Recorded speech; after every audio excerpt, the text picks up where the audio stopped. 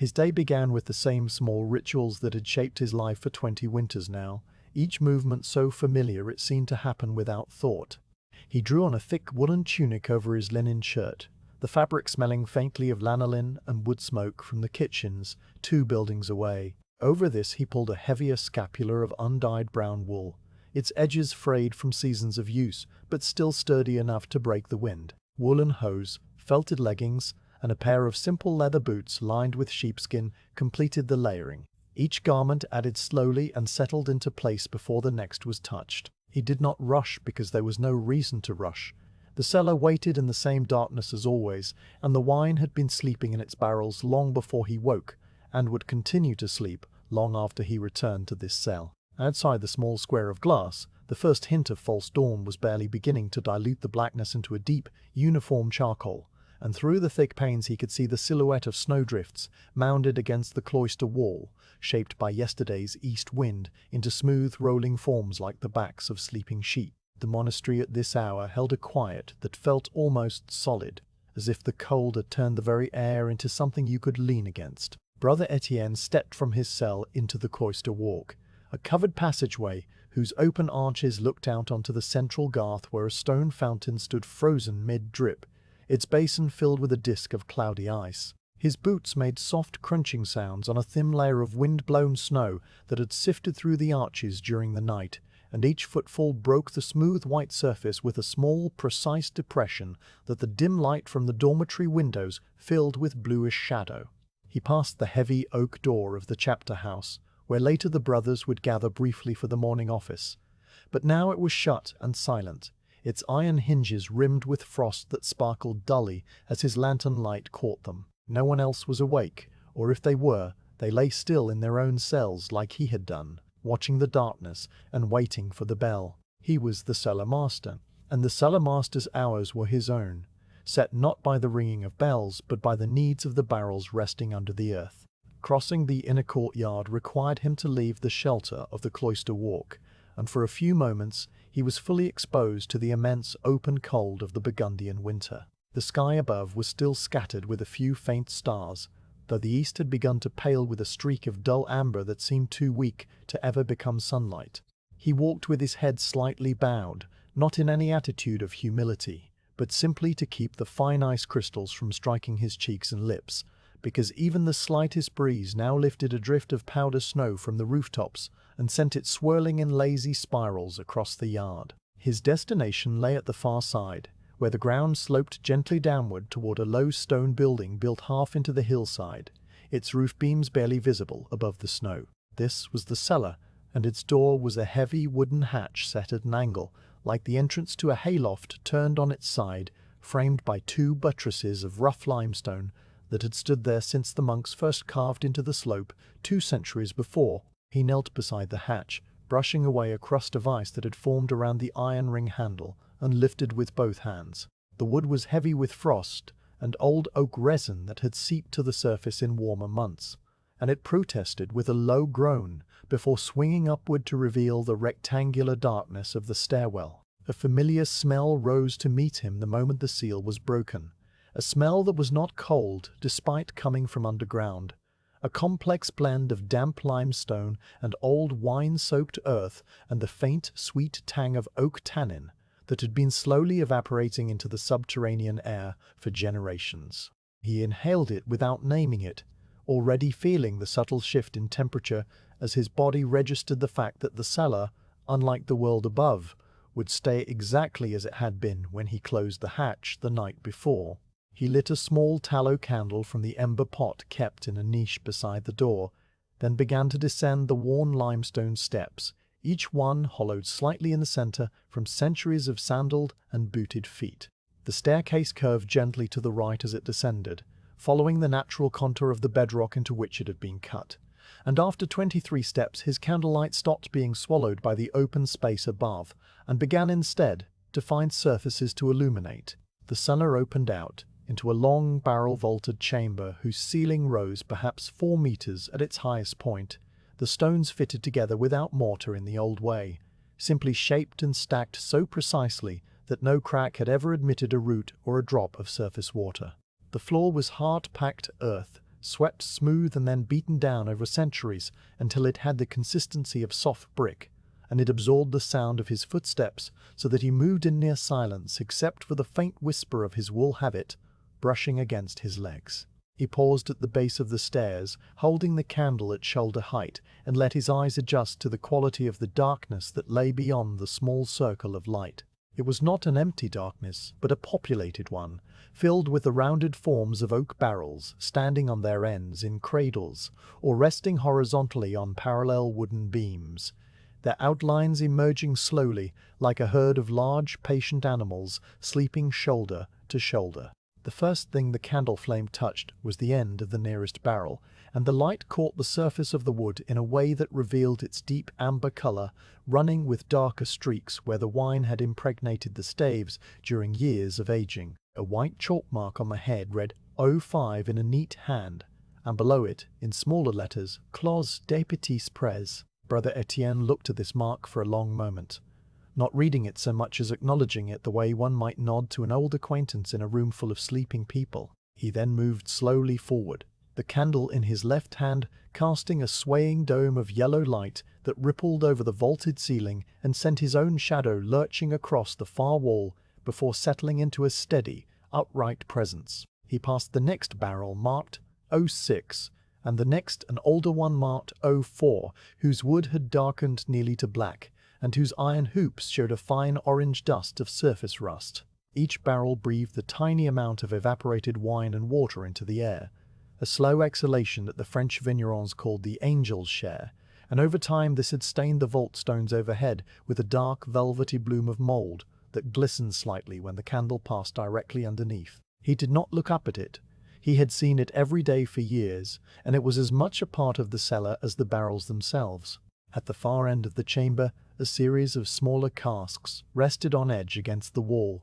these ones holding the reserve wine used for topping up the larger barrels as evaporation slowly lowered their levels. A stone cistern filled with cold spring water stood in the corner, its surface perfectly still and reflecting the candle flame as a tiny upside-down twin that seemed to exist in a separate subterranean world of its own. A narrow workbench ran along the side wall, a simple plank of oak supported by 2 stone corbels, and on it rested the tools of his craft laid out in a neat row where he had left them the previous evening: the copper siphon, the boxwood mallet, the small wedge of pine, the glass tatvin, the folded linen straining cloth, and the wooden bucket with its iron hoops. He approached the bench and set the candle down in a holder fashioned from a bent scrap of iron, its base weighted with a lump of lead so it would never tip, and the flame steadied immediately into a tall, unwavering point. For a few moments, he simply stood with both hands resting on the edge of the bench, breathing the steady, cool air and allowing the deep quiet of the cellar to settle around him like a second garment. The only sound in the entire space was a tiny, intermittent drip somewhere near the cistern, a drop of condensation falling from a stone lip into the water below with a soft plink that seemed to mark the passing of some ancient geological clock rather than ordinary time. The task that lay before him today was racking, the simple, repetitive process of transferring wine from one barrel to another in order to separate the clear liquid from the layer of dead yeast cells and grape solids that had settled to the bottom over the past months. It was work that required no particular skill beyond patience and attention, no strength beyond the ability to lift a bucket and roll a barrel slowly across a level floor. The upper barrel, full of wine and sediment, would be opened, its clear wine siphoned away into a clean barrel below, and the lees would remain behind to be collected later for the distiller who visited each spring. This procedure would be repeated for as many barrels as needed attention today, each one a minor variation on an identical theme, and the whole process would fill the hours until the midday bell without hurry or urgency. He looked across the rows of barrels, estimating the number of candles he would burn, calculating the order in which he would work, so that the fullest barrels closest to the workbench would be done first while his energy was freshest. His breath issued in small, even puffs that the candlelight caught and turned briefly silver before they dissipated into the general gloom, and the cold, though milder here than above, was still sharp enough that he kept his hands tucked into his sleeves when he was not touching something. He walked a slow circuit of the cellar, touching the top of each barrel lightly with his fingertips as he passed, feeling for any dampness that might indicate a leak,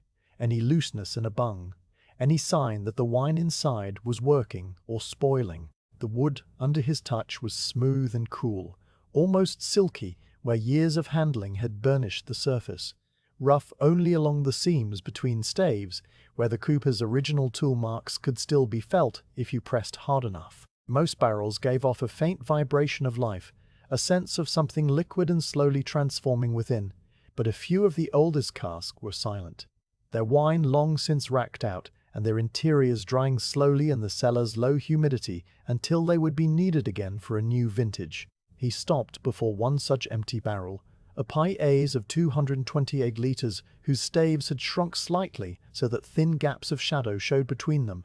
and he pushed a rolling cradle closer with his foot so that it would be ready when he needed it. The sound of the wooden cradle scraping across the earth was a low rumble that echoed softly off the vault, and then subsided into the same deep silence that had been there before. Returning to the candle, he reached up and lifted it from its iron holder, shielding the flame with his cupped hand as he moved back toward the stairs, not to leave, but to retrieve a second candle from the supply kept in a small alcove near the entrance. He'd lit the new wick from the old one, and now two flames burned side by side, their light overlapping in a warmer, broader pool that pushed the shadows back another meter in every direction. He set the second candle in a holder on the opposite side of the workbench so that the space where he would be working was lit from both angles, reducing the harsh shadows that could trick the eye when judging the clarity of a wine sample. With both flames steady, and the cellar now fully illuminated at its center, fading to inky blackness at the far corners,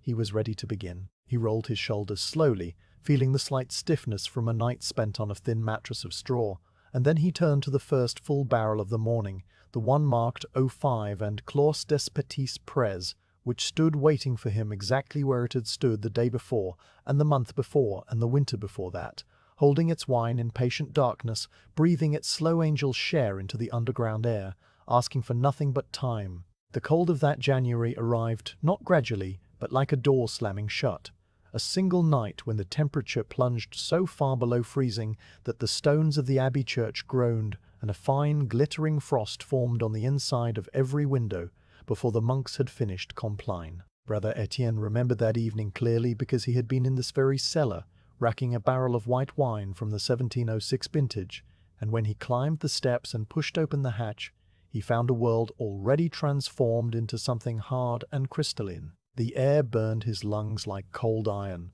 and the snow that had been falling gently when he descended was now driving sideways on a wind that had shifted to the northeast, carrying with it the scent of frozen earth from the plains of Flanders. He had stood on the top step for a long moment, watching the Garth fountain glaze over with new ice even as he looked, before pulling the hatch shut and crossing the courtyard with his head bent against a wind that seemed to find every gap in his woolen layers. That was the night the Great Freeze began, and for the next 6 weeks the land held its breath under a cold that no living person in Burgundy could remember having felt before. By morning the oldest oaks in the forest below the vineyards had split open, with a sound that some of the villagers later said resembled musket fire,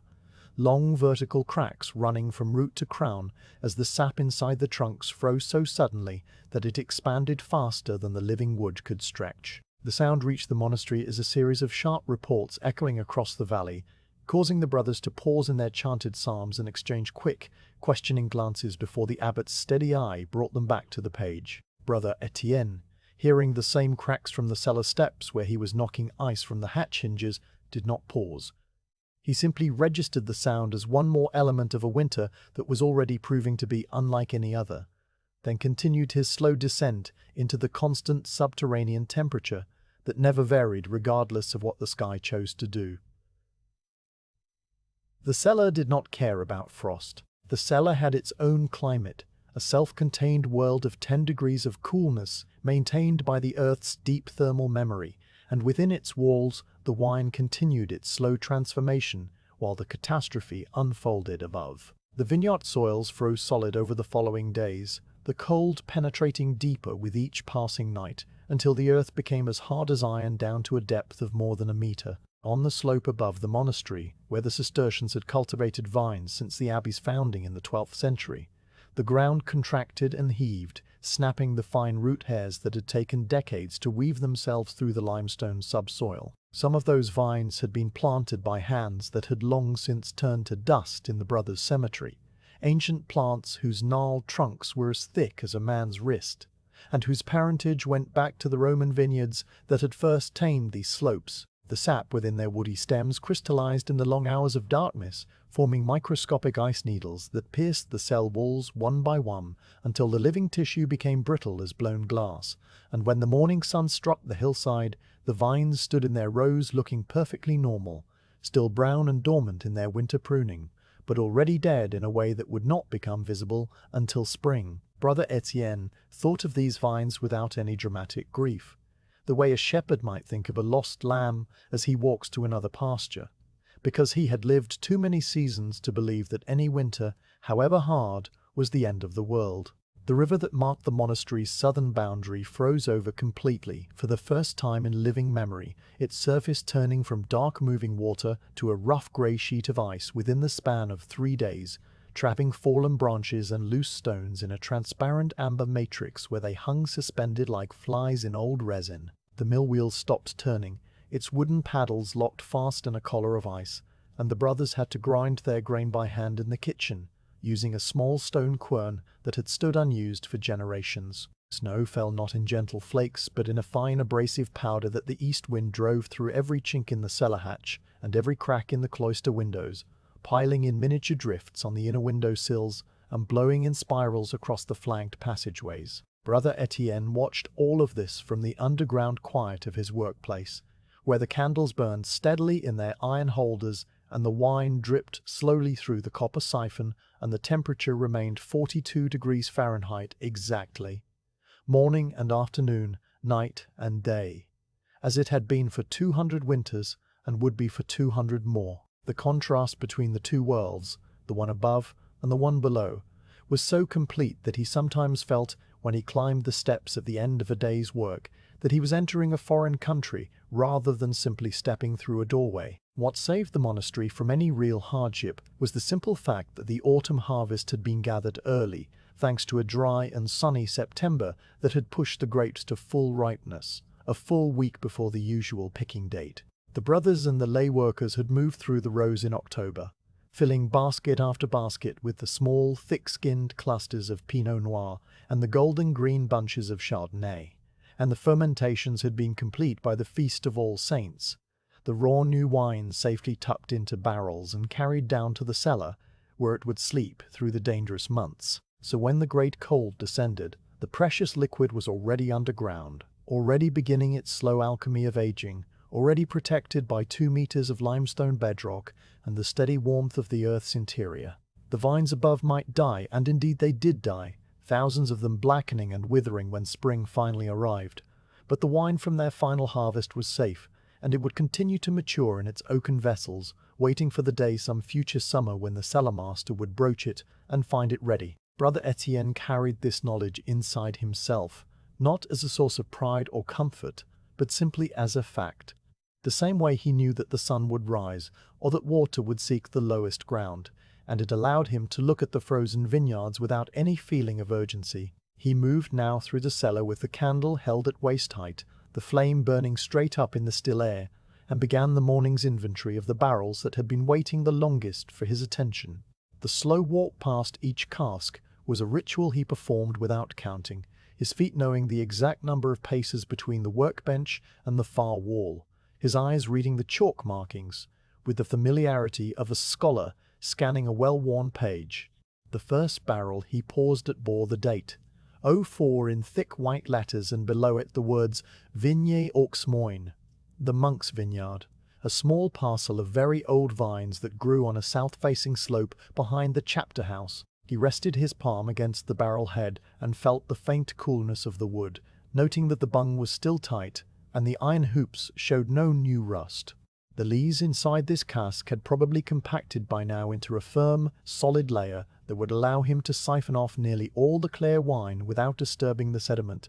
and he made a mental note to return to it later in the week, when the light from the hatch would be slightly brighter for judging the clarity of the stream. He moved on, his boots making the same soft crunch on the beaten earth floor, the sound swallowed almost instantly by the mass of the barrels and the thickness of the stone. The next cask was marked 06, a white wine from a small walled closs above the village that the records called Clos de la Perrière, and he tilted his candle to read the faint letters where the chalk had smudged against a careless sleeve months ago. White wine aged differently from red, shedding its lees more slowly and requiring racking at longer intervals. And he calculated quickly that this barrel would not need his attention for at least another month unless the wine showed some unexpected cloudiness when he tasted it. He lifted the tap then from his pocket, drew a thimble-sized sample through the bunghole with a steady hand, and held the glass before the flame so the light passed through the pale golden liquid. It was perfectly clear, a limpid amber-like weak tea, with no trace of the haze that would signal troubled fermentation. He poured the tiny sample back into the barrel through a linen strainer he kept folded in his other pocket, not to return it but to gauge whether the cloth would catch any particles.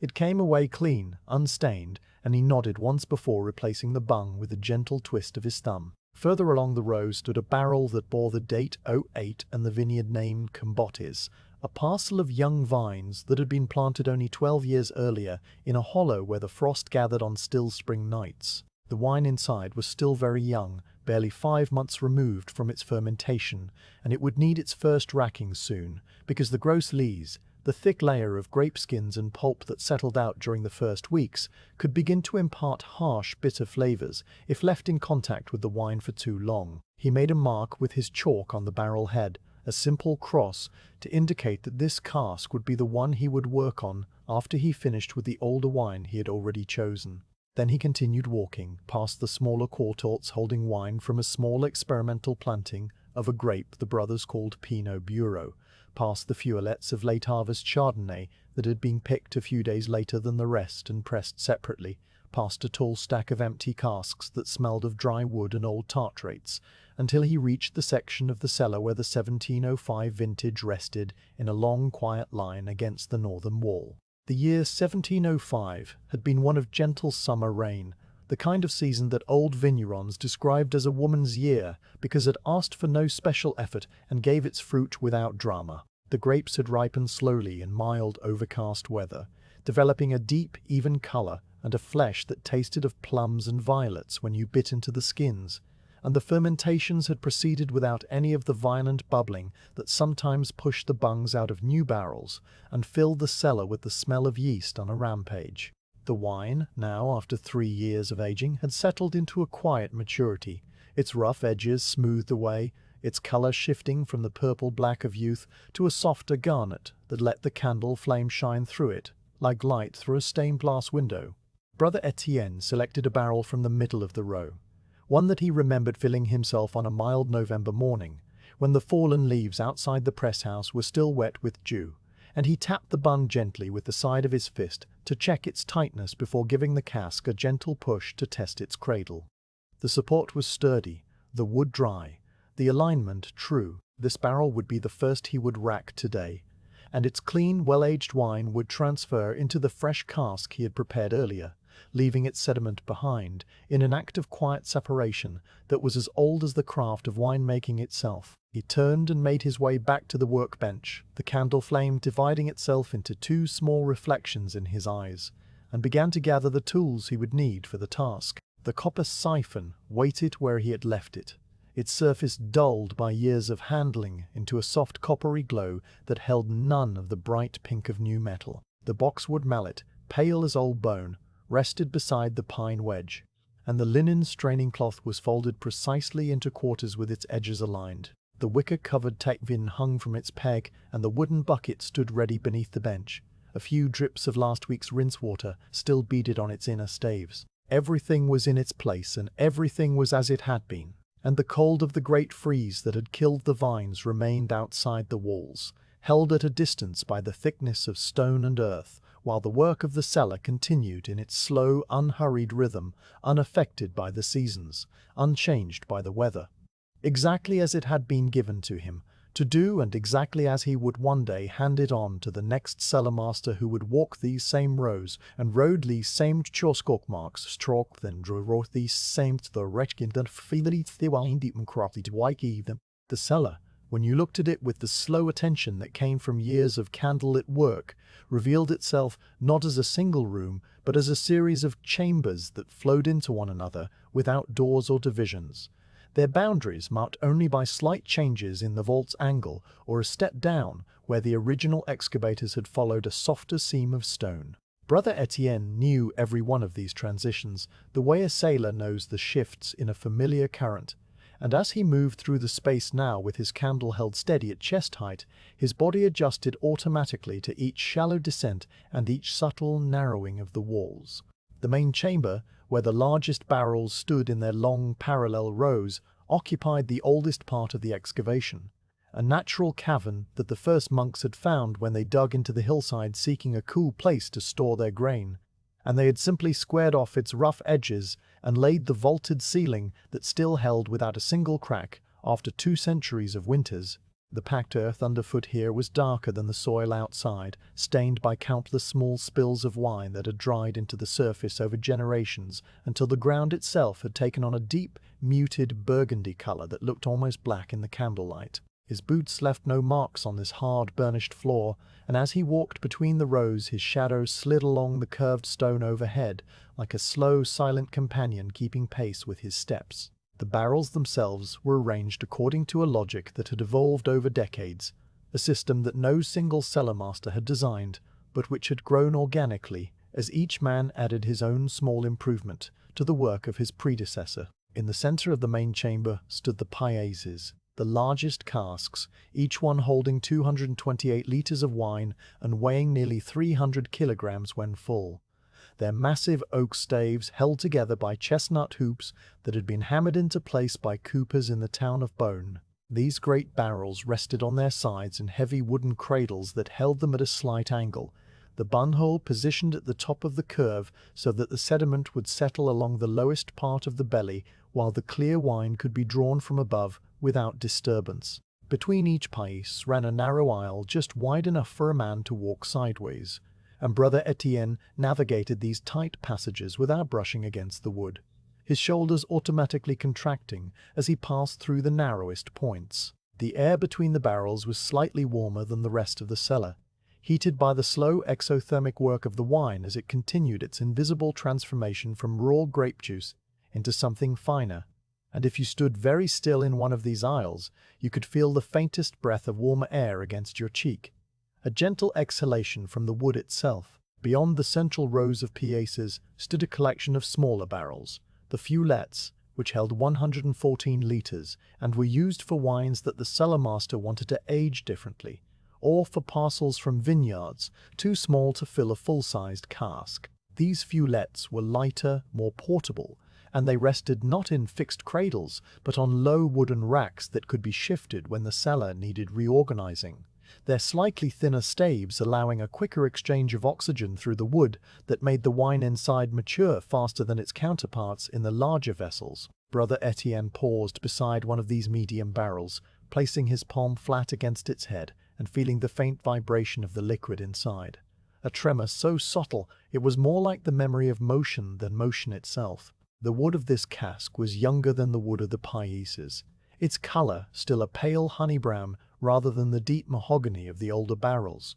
and the cooper's marks were still visible on the head, a series of small stamped symbols that identified the workshop where it had been made. He traced one of these marks with his fingertip, a small cross inside a circle, and then moved on, leaving the barrel to its slow, silent work. In the farthest corner of the main chamber, tucked against the wall where the vault descended to its lowest point, sat the quartorts, the smallest of the 3 standard Burgundian barrel sizes, each one holding just 57 liters, a quarter of a pie-ace. These diminutive casks were used for the experimental wines, the small lots from young vines that were not yet producing enough fruit to fill a larger barrel, or for the last pressings of a harvest when the juice had run thin and pale and was better aged separately rather than blended with the richer first pressings. The quarters were arranged on stone shelves that had been carved directly into the wall,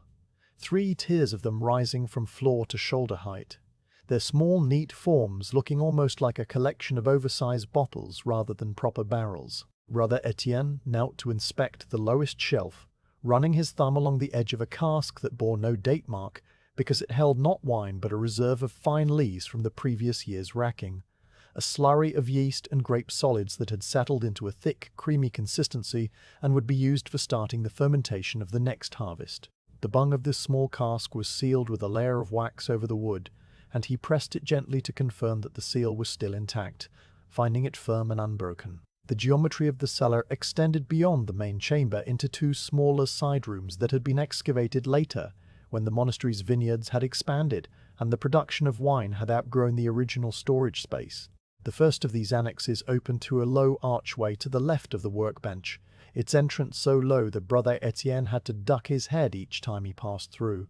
and inside it was filled with rows of barrels that held the white wines exclusively. This chamber was slightly cooler than the main room because it lay deeper in the hill and its single air shaft pointed north rather than south, catching the breezes that blew down from the forest and drawing them slowly through the space in a gentle, constant current that kept the white wine at exactly the temperature it preferred. The barrels here were arranged in a single long row against each wall, with a wider central aisle that allowed a man to pass carrying a full bucket without fear of bumping the casks, and the floor was not beaten earth but flat stones fitted together in a herringbone pattern that had been laid by a mason whose name had been forgotten for 100 years. Brother Étienne stood in this central aisle for a moment, breathing the slightly different air that white wine produced, a smell that was lighter and more floral than the deep, earthy scent of the red wine chamber, with notes of dried apple and almond, and a faint mineral sharpness like the smell of rain on hot limestone. The second annex opened to the right of the workbench and served as a storage space for empty barrels, a dim, low-ceilinged room where the air smelled purely of dry wood and old tartrates, the crystals of potassium bitartrate that formed naturally in wine and clung to the inside of the staves in a crust that glittered faintly when a candle was brought near. Here the empty casks were stacked on their sides in tall rows, their bungholes open so that air could circulate and keep the interiors from growing musty, and the floor was scattered with a fine dust of dried tartrate crystals that crunched softly underfoot. Brother Étienne had come to this room yesterday to select the clean barrel that now waited beside his workbench, and as he paused in the archway now he noted with quiet satisfaction that the row he had disturbed had been restacked neatly, the empty cradle returned to its place against the wall, the loose bungs collected into a small wooden box where they would not be lost. Someone, probably one of the novices assigned to help with cellar work, had done this small task without being asked, and this tiny evidence of order maintained itself pleased him in a way that required no expression. He simply nodded once, a small private inclination of his head, and then turned back to the main chamber. The arrangement of the barrels was not arbitrary, and over the years Brother Étienne had developed a mental map of the cellar that allowed him to find any particular cask even in near darkness, guided by small landmarks that no one else would have noticed. A particular iron hoop that had been repaired with a strip of newer metal that caught the light differently from its neighbors. A stain on the floor where a barrel of red wine had leaked overnight some 30 years before he was born, leaving a permanent dark shadow in the shape of a flattened crescent. A patch of mold on the vaulted ceiling that had grown into a form resembling an open hand, its fingers spreading slowly outward with each passing decade as the alcohol-laden air fed the dark bloom. These markers formed a private geography that he navigated without thinking, his feet turning at the exact right moment to avoid a low beam, his shoulder angling to slip past the protruding end of a cradle that had always been slightly longer than the others. The cellar, to anyone else, would have seemed a confusing maze of identical barrels and shadows, but to him it was as legible as a book read many times, each element familiar and placed exactly where it belonged. He completed his circuit of the space now, ending at the stone cistern in the corner where the cold spring water waited in its rectangular basin, its surface so still and clear that you could see the individual chisel marks on the stone bottom a meter below. A small copper dipper hung from a peg beside the cistern, and he lifted it down and scooped up a measure of water, drinking it slowly, while standing in the perfect silence of the underground. The water was so cold it made his teeth ache faintly, carrying a taste of dissolved limestone that was the same taste the vines themselves pulled up through their roots in the growing season. And he thought briefly of the dead vineyard above, the frozen earth holding everything in suspension until the thaw, which was still many weeks away. When he had drunk enough, he returned the dipper to its peg and wiped his mouth with the back of his hand, a gesture so habitual it required no awareness, and then he turned toward the clean barrel that waited near the workbench, the barrel he would fill today with the clear wine from the chosen cask of 1705. The clean barrel had been prepared earlier, as he knew it would be, because he had prepared it himself the previous afternoon before closing the hatch for the night. He had selected it from the annexe, rolling it out with slow, careful pushes that kept it balanced on its lower rim, and he had inspected every stave for cracks, every hoop for tightness, every inner surface for traces of mold or old wine that might taint the fresh liquid. The interior had smelled sweet and clean, of new oak that had been seasoned for 2 years in the open air before being shaped by the cooper, and the wood was still pale inside, its tannins only beginning to leach into the thin layer of water he had poured in to swell the staves and seal any micro gaps that might have opened during storage. This water, now slightly amber from the dissolved oak compounds, would be poured out before the wine went in, a final rinse that ensured the barrel was ready to receive its new contents. He knelt beside the barrel and checked the bunghole, finding the wood slightly damp around its edges where the swelling water had done its work, and he pressed the heel of his hand against the head to feel the slight give of wet wood that confirmed the seal was good. Everything was ready. The barrel was positioned below the full cask, its bunghole aligned with the end of the copper siphon that he would soon set in place, and the two vessels sat in their proper relationship like a question and its answer waiting in the quiet dark. Brother Étienne walked the few paces from the clean barrel to the workbench with the same measured step he had used for decades, a gait that wasted no energy because the cellar demanded none, and gave back all that was required in the simple rhythm of beginning a task. The candle flames on either side of the bench burned straight up in the motionless air, their twin lights casting overlapping pools of soft yellow that made the dark wood of the bench top glow with a deep, worn sheen. He reached down to the cupboard door set into the bench's lower face, a rectangular panel of chestnut, fitted with a small iron latch that lifted with a faint click, and swung it open on hinges that had been oiled so long ago with rendered mutton fat that they moved without any sound at all. Inside rested the tools of the cellar master's trade, each one lying in its own designated place on a piece of folded linen that had once been part of a discarded altar cloth, and the faint smell of old wood and cool metal and the ghost of wine drifted upward as he knelt to examine them. He did not need to examine them, because he knew the condition of every item as intimately as he knew the shape of his own hands, but the inspection was part of the ritual that separated the ordinary moments of the day from the moment when the actual work began. The first object he lifted from the cupboard was the copper siphon tube, a piece of plumbing that had been made by a tinsmith in Dijon some 40 years earlier, and which had been passed down through 3 cellar masters before coming into his care. It was a simple device in principle, a long curved tube shaped roughly like a shepherd's crook, with one arm descending into the full barrel and the other arm descending into the empty one, connected by an arch that rose just high enough to clear the bungholes of both casks. The copper was cool against his fingers, its surface darkened by decades of contact with wine acids into a muted, brownish-pink patina that held none of the bright reflectiveness of new metal, and he turned it slowly in his hands so the candlelight could slide along its length, searching for any dent or crack that might have appeared since its last use. Where the tube bent at its highest point, a leather collar had been fitted,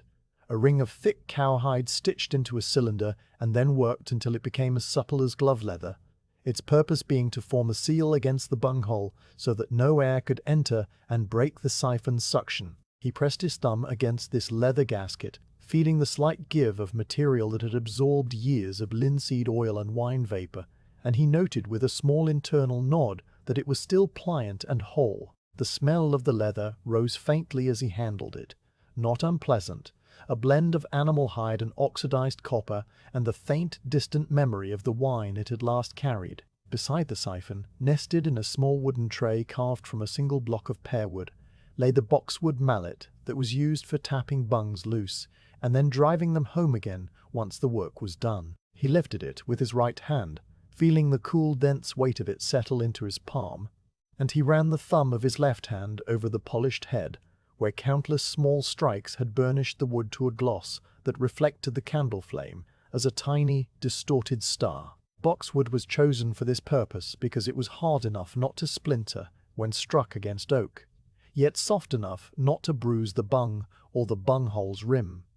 And this particular mallet had been carved from a single branch of a tree that had grown in the monastery's own garden, planted there by an abbot whose name was recorded in the annals, but whom no one now remembered. The handle was shaped to fit the hand with a slight swell in the middle that had been worn smoother by the grip of a dozen cellarmen before him, each one leaving an invisible layer of palm oil and work that had accumulated into a dark, silky patina. He set the mallet down on the bench top where it would be close at hand, and the small thud it made against the oak was a reassuring sound, a signal that the tools were gathering themselves for the task. Next from the cupboard came the small wedge of pine, no longer than a man's thumb, its thin end feathered almost to a knife edge, while its thick end was squared off neatly. This humble piece of wood had a single, simple function. When a bung had been driven in too tightly by a previous worker, or had swollen in place from the constant moisture of the cellar, the wedge could be tapped gently into the seam between the bung and the barrel head,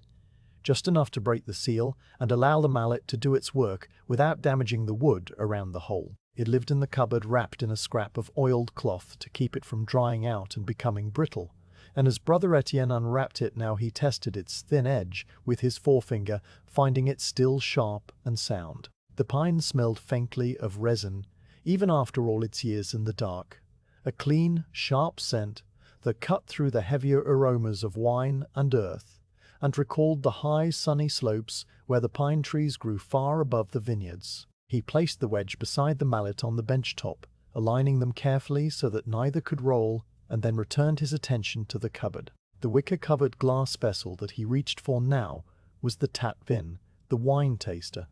an instrument so elegant in its design that it had not changed in form since the Romans had first brought it to Gaul 1,000 years before. The body was a shallow cup of blown glass, slightly wider than a hen's egg and half as deep, its sides thin enough to let candlelight pass through without distortion, so that the color of the wine could be read with absolute precision. Around this glass cup, a protective jacket of fine wicker had been woven, the pale willow strands crossing in a tight lattice that covered the bottom and sides, while leaving the upper rim exposed. A design that insulated the hand from the cold of the liquid and prevented the glass from shattering if it was accidentally set down too hard on the bench. The wicker was stained in places with old wine, small dark blotches that formed a pattern like ink dropped on paper, and the glass beneath it was perfectly clean, washed after every use with cold spring water and wiped dry with a linen cloth kept expressly for that purpose. He held the tat-bin up to the candle now, tilting it so the light shone through the glass and revealed the fine scratches on its inner surface, a cloudy web of nearly invisible lines where decades of sampling had left their mark. And he turned it slowly in the light, until he was satisfied that no trace of yesterday's work remained to taint today's tasting. The faint, clean smell of the wicker rose to his nostrils, dry and grassy, and he set the tat-vin down on the bench beside the other tools with the same measured care he gave to every object in his charge. Folded in the back of the cupboard, where the damp of the cellar could not reach it easily, lay the linen straining cloth that was used whenever he needed to filter a sample or catch the occasional stray piece of grape skin that might float into the tat-vin. He drew it out now and unfolded it on the bench top, spreading the fabric flat so that the candlelight could shine through its weave and reveal any holes or thin spots that might have developed since its last washing. The linen was old and soft, bleached by years of boiling in water mixed with wood ash into a pale ivory color that was nearly white, and it had been hemmed along all four edges with a fine running stitch done by one of the brothers whose eyes were too weak for copying manuscripts, but whose hands were still steady enough for needlework. The cloth was perfectly sound, its threads tight and even, and he folded it again into a small square that he tucked into the pocket of his scapula where it would be instantly available when he needed to draw a sample. The smell of the linen was the faint, clean smell of soap made from olive oil and lye, a scent that had been pressed into the fibers during its last laundering and which would linger there until the next time it was boiled. The bucket came out next, a sturdy vessel of oak staves banded with iron hoops, its handle a thick loop of rope that had been spliced and respliced so many times that the original fibers were no longer visible under the layers of repair. It was not large, holding perhaps 10 liters when full, and it served many purposes during the working day, catching the first strips of wine when the siphon was started, holding fresh water for rinsing the tools between barrels, carrying away the small amount of lees-rich wine that could not be transferred without clouding the new cask. He set the bucket on the floor beside the clean barrel, positioning it exactly where the end of the siphon tube would drip when the flow was first established, and he nudged it with his toe until it sat perfectly level on the packed earth. The iron hoops were cool and slightly rough under his fingers as he steadied the bucket, showing patches of dark brown rust that had been rubbed smooth again and again by his handling, and the wood of the staves had swelled so completely over time that the bucket held water as tightly as a glass bottle, despite having no lining beyond the oak itself. The final object that he took from the cupboard was a piece of chalk,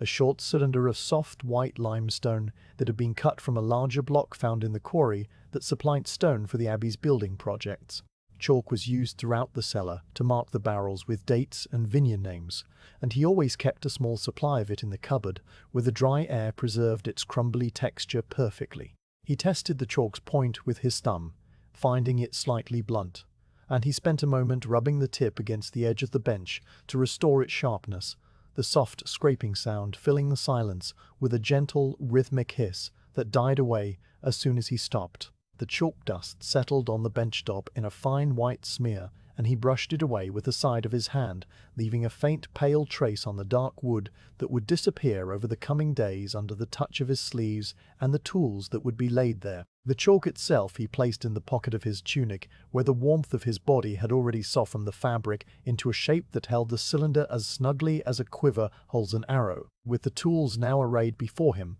he turned to the second candle, the one he had lit earlier and set in the iron holder at the far end of the bench, and he saw that its flame had begun to lean slightly as the wax pool beneath the wick deepened unevenly. He took up the small iron scissors that hung from a nail beside the cupboard, their blades blackened by years of trimming wicks, and he snuffed the charred tip of the wick with a single clean snip that sent a tiny wisp of smoke spiraling upward before the flame steadied again,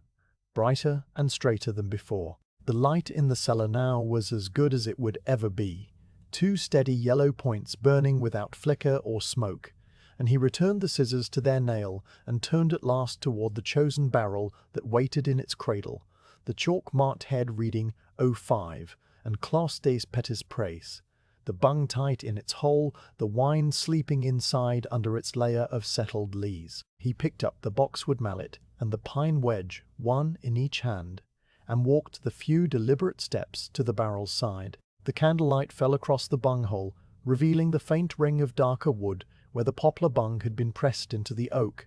and he knelt down so that his eyes were level with the opening, bringing the tools close. He inserted the feathered tip of the pine wedge into the hairline seam between bung and stave, tapping it gently with the heel of the mallet until it bit just deeply enough to hold itself in place, and then he set the mallet down on the barrel's curved belly, where the wood was dry enough to hold it without slipping. The first stage of the work was ready, and he paused now, both hands resting lightly on his thighs, looking at the bung with the same calm, unhurried attention that he gave to every step in the long, slow chain of the day. The pine wedge sat in the seam between the bung and the barrel head, its feathered tip buried just deeply enough to hold without splitting the wood, and Brother Étienne remained still for a moment longer with his hands resting on his thighs, feeling the quiet of the cellar settle around his shoulders like a familiar weight. The candle flames on the workbench behind him continued their slow, steady burning, and the faint smell of worn tallow drifted across the still air to mix with the older, deeper smells of oak and damp stone and wine that had been breathing in the dark for years. He picked up the boxwood mallet from where it rested on the curved belly of the barrel, fitting his palm around the worn handle that had been shaped by so many hands before his own, and he tapped the thick end of the pine wedge with a single, light stroke that produced a soft, woody sound, more of a thud than a crack, and the wedge sank a fraction deeper into the seam. A second tap followed, equally light, and a third, each one delivered with the same careful force. And on the fourth tap, the poplar bung shifted in its hole with a tiny, almost inaudible sigh as the seal broke and the first breath of the wine's atmosphere escaped into the cellar air. That sigh was a sound he had heard 10,000 times, a soft exhalation of carbonic gas and evaporated alcohol, and the complex volatile compounds that the wine had been slowly releasing during its years of slumber, and it carried with it the first pure scent of the liquid inside. He paused with the mallet raised, breathing in that small concentrated cloud while it still hung around the bunghole, and the smell was clean and deep and familiar, the smell of healthy Pinot Noir that had aged without fault. There was no hint of vinegar sharpness that would signal the work of unwanted bacteria, no musty dampness that would suggest a leak had let in the cellar's ambient moisture. Only the quiet, dignified aroma of good wine moving slowly toward its maturity. He set the mallet down on the barrel again and worked the loosened bung free with his fingers, wiggling it gently from side to side until it came out with a soft pop, and he could set it aside on the folded linen cloth he had placed earlier on the barrel head for exactly this purpose. The bunghole now gaped open, a dark circle in the pale oak, and from its depths the scent of the wine rose continuously, like a slow, invisible steam that carried notes of dried cherry and turned earth, and something floral that was almost violet, but not quite, a ghost of the flowers that had bloomed in the vineyard rose in the spring of 1705. He reached for the tat fin where it waited on the bench, its wicker jacket rough and warm against his fingers after resting near the candle, and he carried it back to the open barrel with both hands cupped around it, as though it held something already precious. Kneeling again beside the cask, he lowered the shallow glass cup through the bunghole with a slow, steady motion that disturbed the surface of the wine as little as possible, feeling through his fingertips the slight resistance as the glass pushed into the liquid, then the sudden coolness as the wine flooded over the rim and filled the cup to its brim. He lifted it out again with the same careful slowness, holding it level so that no drop would spill, and the tat vin emerged from the dark hole, heavy with its sample, the deep garnet liquid trembling slightly in the cup with the tiny movements of his hand that no amount of practice could entirely still. A single drop clung to the bottom of the wicker jacket, swelling slowly until its weight overcame its grip, and it fell back into the barrel with a tiny, soft percussion that sent a single ripple spreading across the dark surface before it vanished into stillness. He rose from his kneeling position, his knees making the small, familiar complaints that came from decades of work on hard floors, and he walked the few steps to the workbench where the candlelight was brightest. Holding the tap vin at eye level between himself and the flame, he tilted it slightly so that the wine spread into a thin, translucent layer across the glass, and the light shining through it revealed the color in its full depth and complexity. At the core, where the liquid was deepest, it was a dark ruby that seemed almost to swallow the light. But as his eye moved outward to the rim, the color grew progressively lighter, shading from ruby into garnet, and then into a thin edge of brick orange that spoke of the wine's slow evolution from youth into middle age. The surface was perfectly clear, with no haze or cloudiness that would indicate a problem in the fermentation, and when he swirled the cup gently, a few tiny droplets of wine clung to the glass walls and then slid down in slow, viscous streaks that the French called legs, a sign of good body and ample alcohol. The candle flame behind the wine seemed to float in a ruby universe, its yellow heart transformed by the tinted glass into a strange, warm orange glow that held no visual relation to the actual flame on the wick. He brought the tat vin to his nose now, lowering his face until the rim of the cup almost touched his upper lip, and he inhaled slowly through both nostrils in a long, steady breath that drew the volatile aromas deep into the chambers of his head. The first note that rose to meet him was fruit, the dark, sweet scent of cherries that had been crushed and left to macerate in their own juices, a smell that was almost like walking past the kitchen door in late summer when the brothers were preserving the orchard harvest. Beneath that cherry richness lay a second layer, earthier and deeper, the smell of the forest floor after a light rain, a mix of damp leaves and dark soil, and the faint mushroom scent of healthy decomposition that gave Burgundian wine its distinctive soul. And beneath even that, so subtle that he had to close his eyes to find it, was a thin thread of minerality, a cool, stony note like the smell of a handful of wet chalk or a freshly broken limestone, which was the taste of the very ground itself,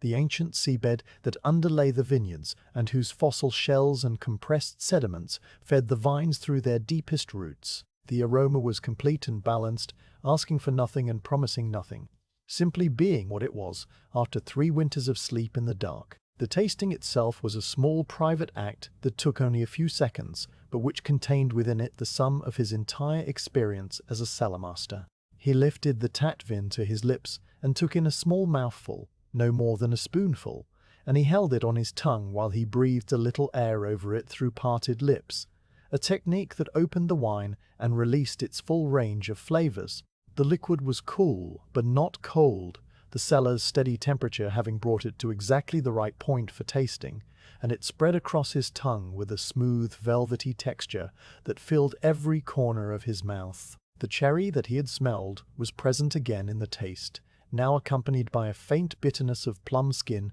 and a slight, pleasant astringency that dried his cheeks and gums in a way that made him want to take another sip. The tannins were softening, losing the harsh grip of youth and becoming rounder, more integrated, and the acidity was still bright and clean, the backbone that would allow this wine to age gracefully for many more years if it was cared for properly. He swallowed the small sip and felt a gentle warmth spread down his throat and into his chest, a mild, distant heat that was the wine's alcohol making itself known in the most unobtrusive way possible. It was sound. It was clean. It needed only this racking and then another year or 2 of quiet rest before it would be ready to drink. He poured the few remaining drops from the tat vin into the wooden bucket beside the bench, watching the dark liquid streak down the bucket's inner staves and pool at the bottom where it would join the other drips and dregs that accumulated during the day's work. Then he wiped the glass cup carefully with the linen straining cloth, polishing its inner surface until it gleamed clear again in the candlelight, and he set it back on the bench in its designated spot. The tasting was done, and the wine had been found worthy of the next stage of its journey, and now the actual physical work of the transfer could begin. He lifted the copper siphon from the bench, holding it in both hands because its length made it slightly awkward to carry one-handed, and he brought it to the open barrel where the bunghole waited like a dark mouth. The long arm of the siphon, the one that would descend into the wine, was cool and smooth under his fingers, and he paused for a moment to check that the leather collar was seated properly around the tube at the point where it would meet the bunghole, finding the gasket supple and correctly aligned. Inserting the siphon was the most delicate part of the entire operation, a procedure that required not strength but sensitivity, because the lower end of the copper tube had to be positioned precisely above the layer of sediment that rested on the bottom of the barrel. If the tube went too deep, it would suck up the lees and cloud the clean wine in the new barrel, undoing in a moment the work of months of patient settling. If it stayed too high, it would leave behind more clear wine than necessary, wasting good liquid that could have been saved with a more careful placement. He knelt beside the barrel once more and began to lower the long arm of the siphon through the bunghole with a slowness that was almost ceremonial, his hand feeding the copper tube downward inch by inch, while his eyes remained fixed on the point where the metal disappeared into the dark hole. The tube slid through the wine without resistance, the liquid parting around it silently, and he felt through his fingers the subtle change in pressure as the lower end descended past the midpoint of the barrel and approached the bottom. When he judged that the tip was perhaps a thumb's width above the sediment layer, he stopped the descent and held the tube perfectly still, letting it settle into position, while he reached with his other hand to press the leather collar into the bunghole with a firm twisting motion that sealed the opening around the copper. The gasket fitted snugly into the hole, its oiled surface forming an airtight closure that would allow the siphon to do its work without losing suction, and he gave it a final small push with the heel of his hand to make sure it was seated as deeply as it would go. The upper end of the siphon, the shorter arm that would deliver the wine into the waiting clean barrel, now arced outward over his shoulder and pointed toward the empty cask that sat in its cradle a short distance below. He rose, brushing a few specks of dust from his knees, and walked to the lower barrel where he had already set the wooden funnel, wrapped in linen, into the bunghole, its wide mouth ready to receive the stream. The end of the copper siphon was still dry and cool, and he directed it down toward the funnel with a slow, careful motion that brought the two openings into alignment, the metal tip hovering just above the linen-lined wood. The siphon was now in position, its long arm deep in the wine, its short arm pointing into the empty cask, and the leather collar sealed tight against the upper bunghole. Everything was ready for the flow to begin, and he paused for a moment with his hand resting on the arch of the copper tube, feeling its coolness under his palm, looking down the two barrels connected by this simple bridge of metal, and breathing the quiet cellar air that had witnessed this same configuration of wood and copper and wine more times than any living person could count. The siphon was in position, its long arm buried in the dark wine and its short arm hovering just above the linen-lined funnel that led into the clean barrel below, and the leather collar sat tight in the upper bunghole with the grip of something that had been made to fit exactly this purpose. Brother Étienne straightened his back, feeling the slight pull of muscles that had been bent in concentration for longer than he had noticed, and he rolled his shoulders once in each direction to loosen the stiffness that the cold air had begun to work into his joints. The small brass hand pump, a device no larger than a folded breviary, waited on the corner of the workbench where he had placed it earlier, its wooden handle worn dark by the grip of every cellar master who had ever squeezed it.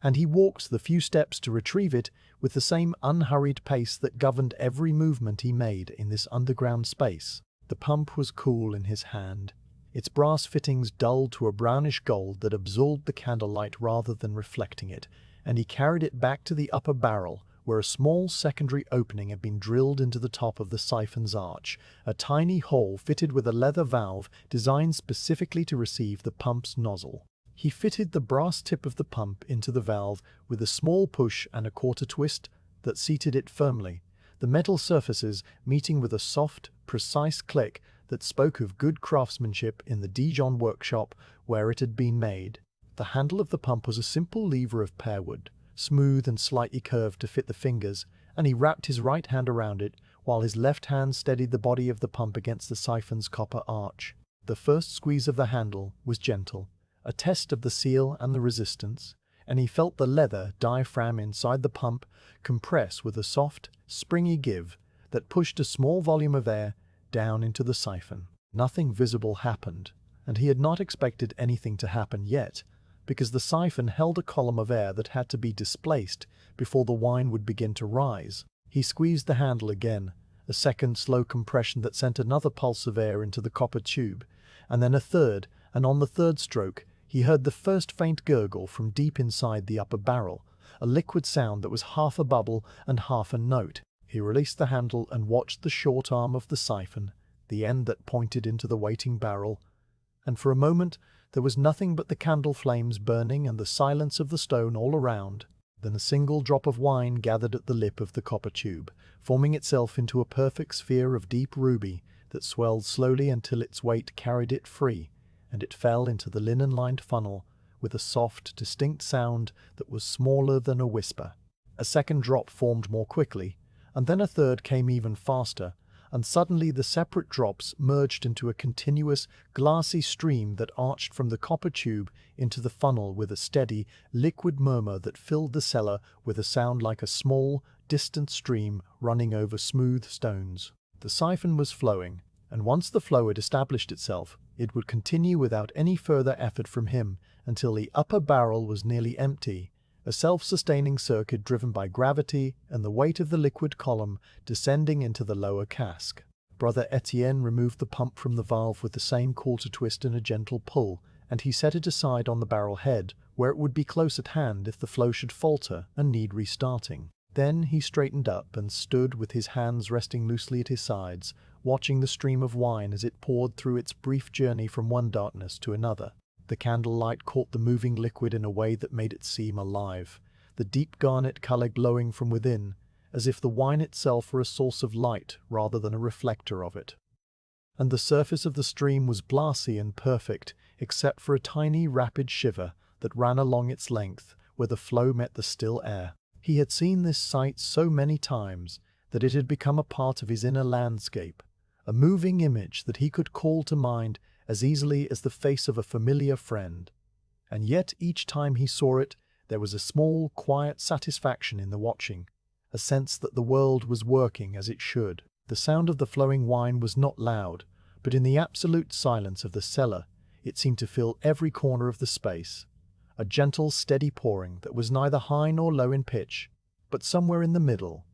A soft middle sea of liquid motion that rose and fell very slightly as the level in the upper barrel dropped, and the pressure driving the siphon changed by tiny increments. The sound was continuous, without pause or variation, and after a few minutes it began to fade from his conscious awareness, the way a repeated noise always does when it offers no surprise, becoming a background presence that his mind registered without attending to. It was a sound that would accompany the next hour of his work, a constant, reassuring companion that told him without words that everything was proceeding as it should, that the wine was moving, that the separation was occurring, that the slow work of the cellar was unfolding in its proper order. He knelt beside the upper barrel, and brought his candle close to the bunhole, shielding the flame with his cupped hand so that the light would shine down through the opening and illuminate the surface of the wine inside. The level was still high, perhaps only a finger's width below the bunghole, and the dark liquid gleamed under the candle's light with a glassy smoothness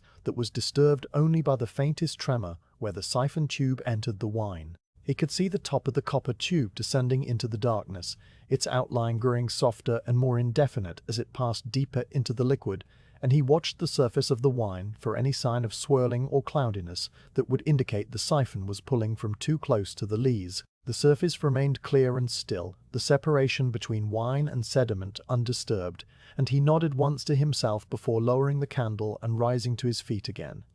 The positioning had been correct. The tube was suspended exactly where it needed to be, drawing from the clearest part of the wine column while leaving the settled layer of yeast and grape solids untouched at the bottom. The minutes began to pass in the slow, unmeasured way that they always passed when the siphon was running, each one indistinguishable from the one before it except for the almost imperceptible change in the note of the pouring as the level in the upper barrel fell and the length of the descending wine column grew slightly longer. Brother Étienne stood with his back against the edge of the workbench, his arms folded loosely across his chest, and he let his gaze wander across the familiar shapes of the cellar, while his ears kept unconscious track of the siphon's song. The candle flames burned straight up in the still air, their small bright tongues of yellow rising from the dark wax pools without any flicker or waver,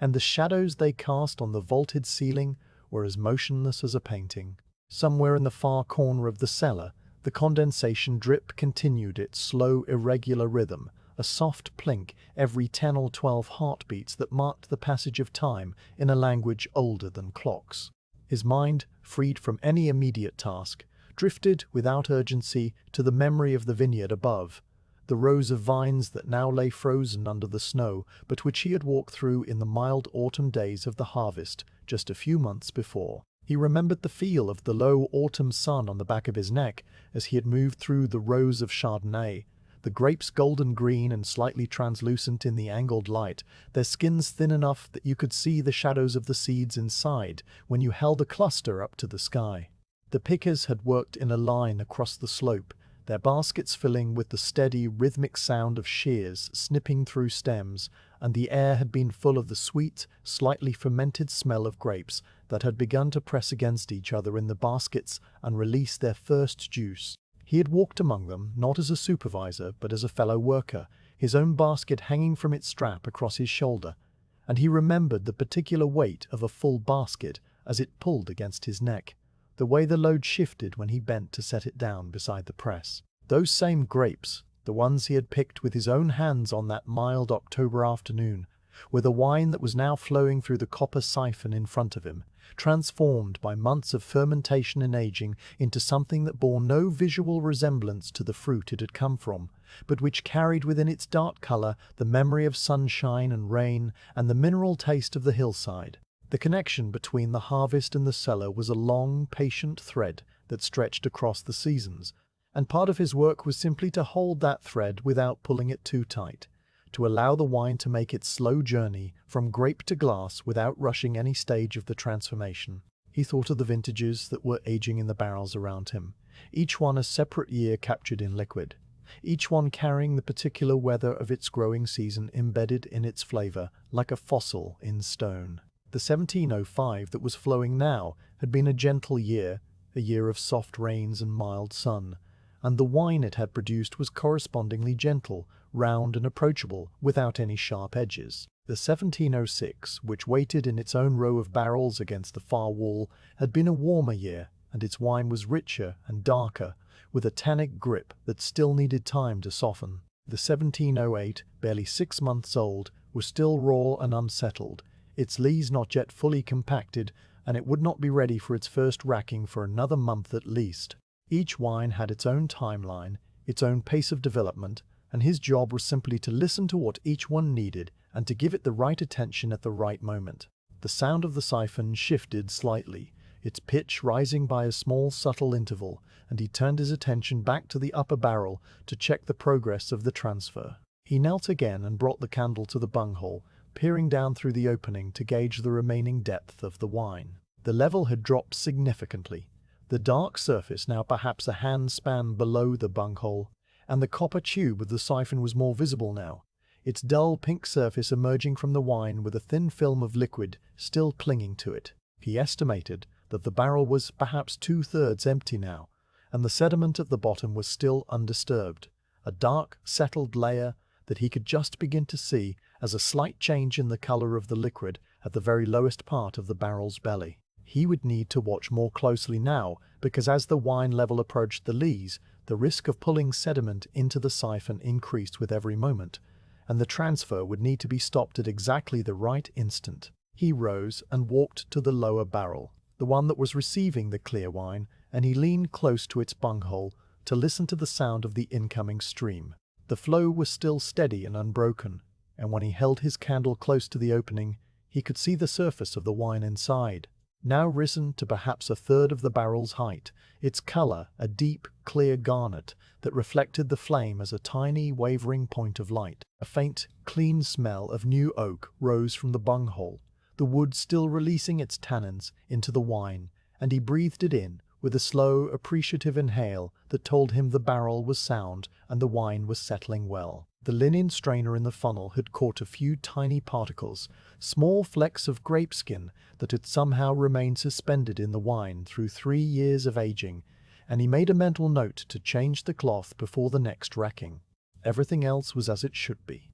the transfer proceeding with the same quiet, unvarying rhythm that had governed every racking he had ever performed. He stood in the space between the 2 barrels, his left hand resting on the arch of the siphon where the copper was cool and dry, and he felt the faint vibration of the flowing wine transmitted through the metal into his palm, a subtle, rapid tremor that was almost like feeling the heartbeat of a small, sleeping animal. The cold of the cellar pressed gently against his cheeks and the tips of his ears, but his hands were warm from the small exertions of the work, and his body had long ago learned to maintain its own warmth in this steady, cool environment, without any conscious effort on his part. He looked down at his hands where they rested on the copper, and he saw the familiar landscape of veins and knuckles and small scars that had accumulated over years of handling tools and wood and stone.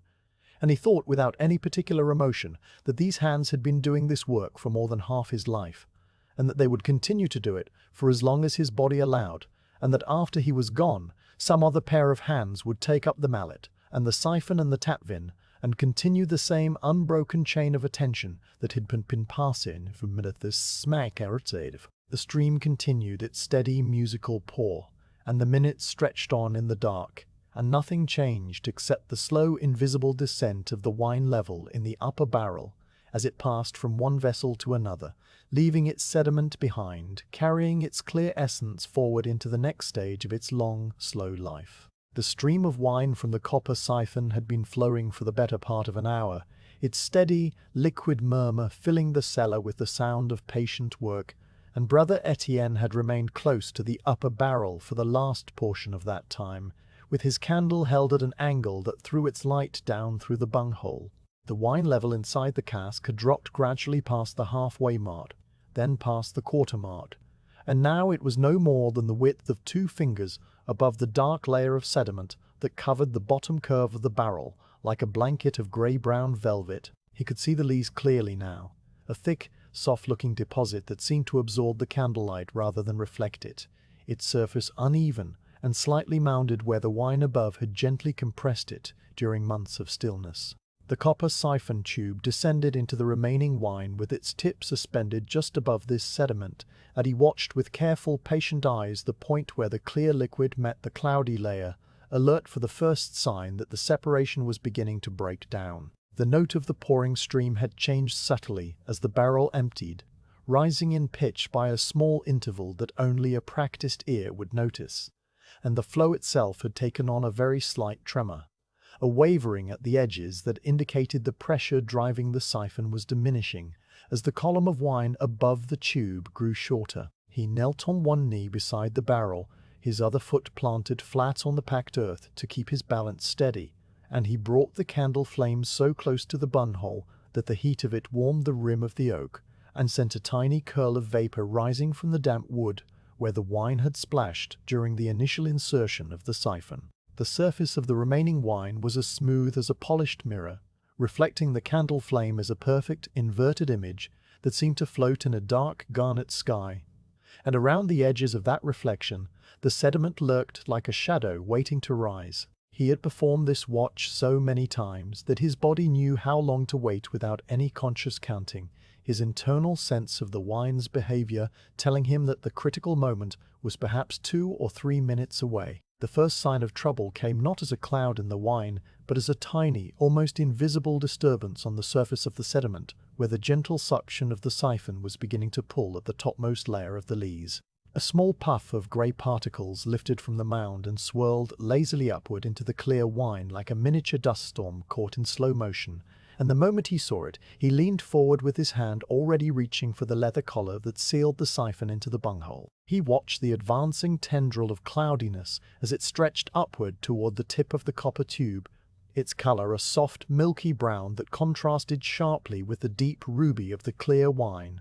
And when the first faint wisps of that cloud reached the siphon's intake, he acted without haste, but also without hesitation. His fingers closed around the leather gasket and he squeezed it firmly, the supple cowhide collapsing inward under his grip and pinching off the flow of wine through the tube as cleanly as a valve, and the pouring sound from the lower barrel stopped abruptly, replaced by a sudden, ringing silence that seemed to press against his ears. A single drop of wine trembled at the lip of the short arm of the siphon, hanging there for a long moment while he held the leather collar tight, and then it fell into the funnel with a soft, final plink, and the stream was over. He kept his grip on the collar for a few seconds more, to be certain that the siphon had fully broken its suction, and then he released it gently and watched the wine in the upper barrel settle back into stillness, the small cloud of disturbed sediment slowly sinking back onto the lee's bed where it belonged. The transfer was complete, and he had stopped it at the right moment, leaving behind the sediment that would have clouded the clean wine while saving every possible drop of the clear liquid that had rested above it. He straightened up from his kneeling position with a slow unfolding of his legs and back, the joints of his knees making small, dry sounds that were swallowed instantly by the absorbent silence of the cellar, and he lifted the siphon carefully out of the upper barrel with both hands. The copper tube emerged from the wine with a soft, wet sound, the lower half of its long arm coated in a thin film of garnet liquid that dripped slowly back into the barrel as he held it suspended for a moment.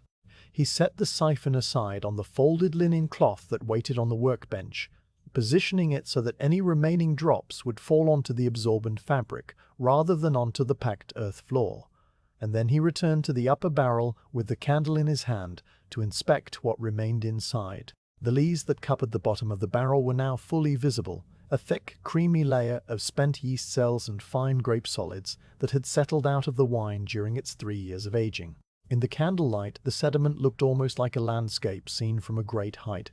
its surface gently undulating with soft hills and shallow valleys formed by the slow currents that had moved through the wine when it was first filled into the cask. The color was a warm, muted beige, with faint pinkish undertones where small amounts of red wine pigment had been trapped among the yeast cells, and the texture appeared soft and unctuous, like the surface of a pudding that had just begun to set. A thin layer of perfectly clear wine still covered the lees in some places, pooling in the depressions and shining with a deep ruby light, and he knew from experience that this remaining clear wine could be recovered with a little patience and a steady hand. He set the candle down on the barrel head, where a small flat spot had been worn into the oak by generations of cellar masters doing exactly this same task, and he took hold of the barrel's upper rim with both hands. The cask was heavy, but not immovable, now that most of its contents had been drawn off, and he tilted it forward on its cradle with a slow, controlled motion that rocked the great oak vessel toward him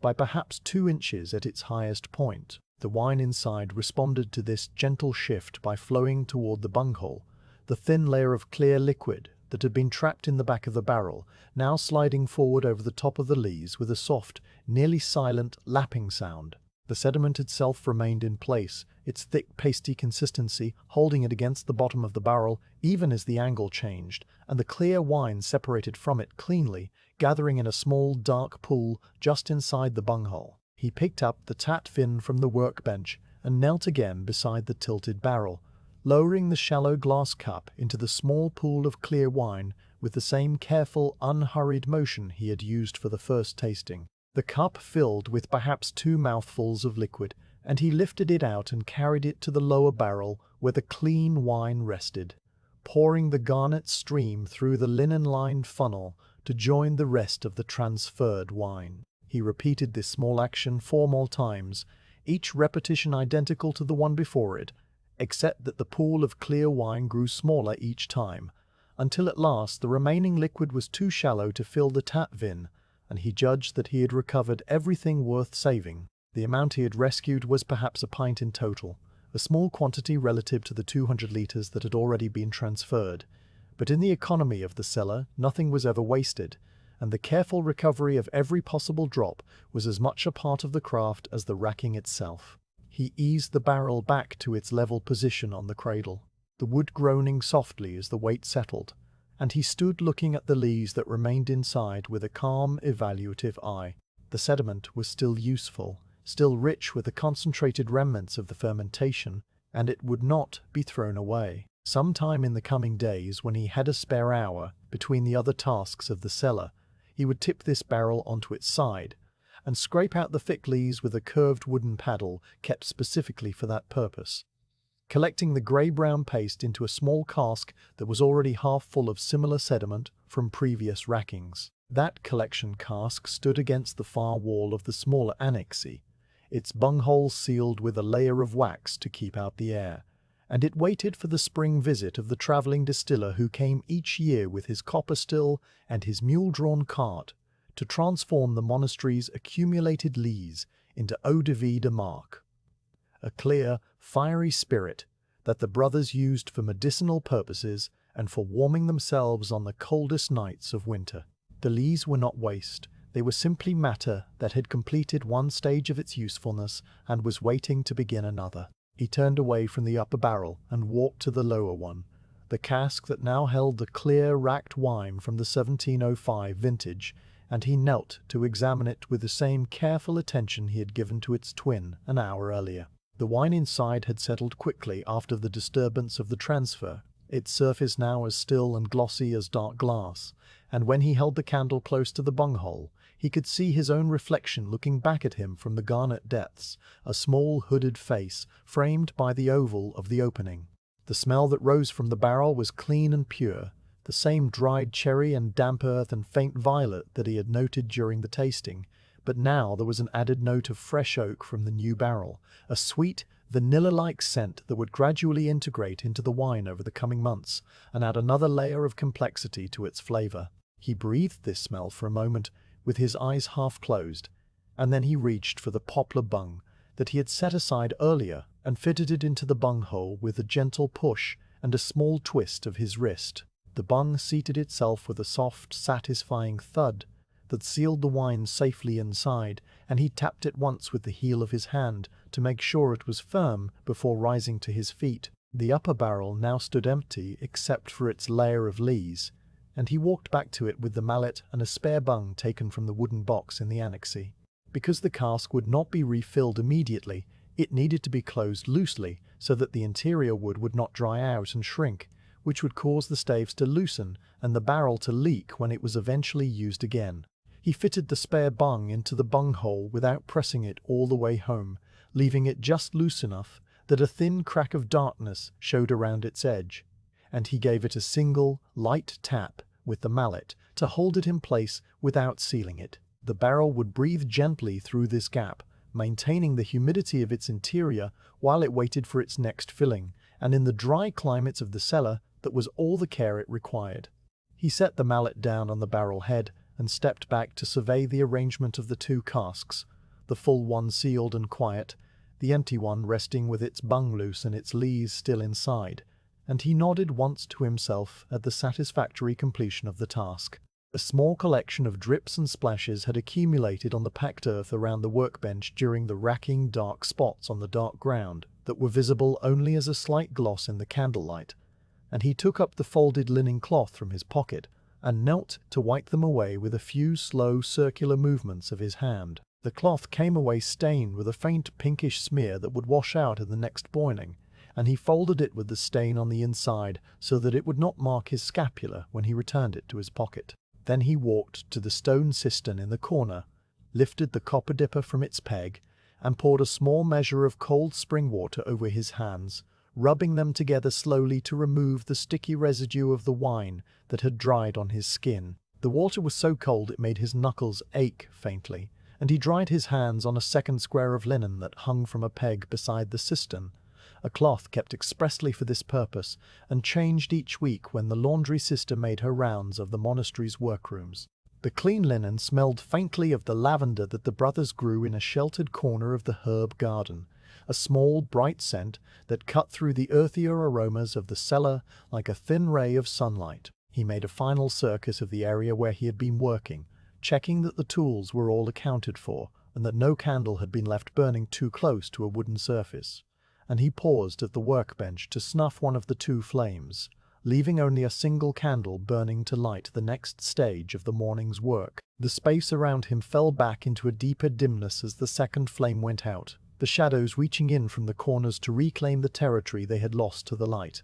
and the cellar seemed to settle around him with a small silent sigh of its own, a contraction of the stone and earth that was probably just his imagination, but which felt as real as the ground under his feet. He wiped his hands one last time on the lavender-scented cloth, a gesture so repetitive and familiar that it required no awareness at all, and then he turned toward the row of barrels on the northern wall where the next cask waited for his attention. The morning was not yet half over, and there were more wines to rack, more sediments to separate, more slow, identical tasks that would carry him through the hours until the midday bell called him up into the frozen world above.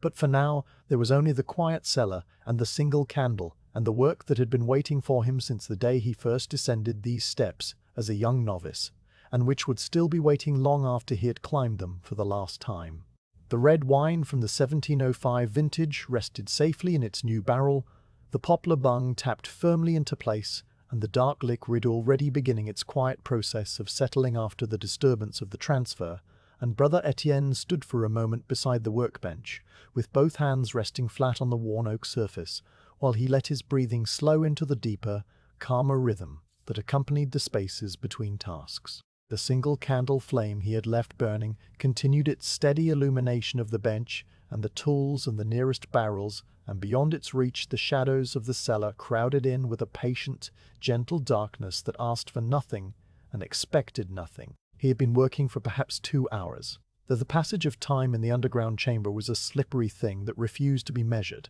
and he felt the small, familiar tiredness behind his eyes that came not from exertion but from the sustained attention required to watch a column of moving wine without letting the mind wander too far from the task. He rolled his shoulders once in each direction, feeling the pull of the muscles across his upper back, release with a small, satisfying ache, and then he pushed himself away from the bench and walked toward the northern wall where a row of barrels that he had not yet attended to this winter stood waiting in their cradles with chalk marks that were beginning to fade from the constant, gentle humidity of the cellar air. The first cask he approached was smaller than the Pais he had just finished with,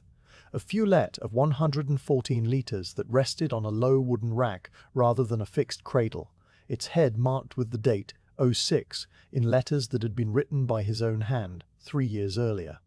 And below the date, the words Clos de la Perrière were still legible, despite a fine bloom of cellar mold that had begun to colonize the chalk dust. This was a barrel of white wine, Chardonnay, from a small walled vineyard that clung to the upper slope of the hillside, where the soil was so thin and stony that the vines had to send their roots deep into the cracked limestone to find any moisture during the dry months of summer. The grapes from this clos were always the last to ripen in the autumn because the high elevation caught the cool breezes that flowed down from the forest, and the wine they produced was correspondingly lean and bright, with a flinty minerality that the brothers described as tasting of the stone itself. He paused before the barrel and touched the chalk mark with his fingertip, the white dust transferring to his skin in a faint, dry smear. And then he walked around to the side of the cask where the bung hole was positioned and inspected the seal with the same careful, unhurried attention he had given to the red wine barrel earlier in the morning. The bung was tight, the poplar wood slightly swollen from years of contact with the wine's acidity, so that it filled the hole with a completeness that left no visible seam between the bung and the oak stave, and he would need the pine wedge to loosen it just as he had needed it before. He returned to the workbench and gathered the tools he required, the mallet and the wedge and the tat vin and the linen cloth, and he carried them in a small bundle held against his chest as he walked back to the white wine barrel, his boots making the same soft, scuffing sounds on the packed earth that they had made 1,000 times before. The motions of setting the wedge and tapping it gently with the mallet were so deeply ingrained in his muscle memory that his hands performed them without any conscious direction, and the soft pop of the bung releasing its seal was a sound that had become as familiar to him as his own breathing. He set the bun aside on a clean corner of the folded linen and leaned over the open bunghole, breathing in the scent of the white wine that rose to meet him with a character that was entirely different from the deep, earthy aroma of the Pinot Noir he had been working with all morning. The smell of the Chardonnay was higher and brighter, a fragrance that seemed to lift upward from the barrel rather than settle into it, carrying notes of fresh butter and a faint sweetness like almond blossom and a clean, sharp minerality that reminded him of the smell of rain falling on warm limestone in the first minutes of a summer shower. He let the aroma fill his senses for a long, slow moment before reaching for the tat vin and lowering the shallow glass cup through the bunghole with the same careful vertical motion that disturbed the surface of the wine as little as possible. The sample he drew was pale and luminous, and when he carried it to the candle on the workbench and held it up so the flame shone through the liquid, the color revealed itself as a soft, golden green that glowed like late afternoon sunlight filtered through the leaves of an apple tree. The surface was perfectly clear, showing no trace of the cloudiness that could sometimes afflict white wines if the fermentation had been troubled. And when he swirled the cup gently, the wine clung to the glass in slow, thin streaks that spoke of a lighter body than the red, but a sound structure underneath. The tasting confirmed what the aroma had promised, a clean, bright flavor that began with a touch of tart apple on the tip of his tongue and then spread into a rounder, buttery richness that coated the sides of his mouth before finishing with a long, stony dryness that made him think of the fossil shells that the plows sometimes turned up in the vineyard soil. This wine was maturing gracefully, its youthful sharpness softening into something more complex and balanced,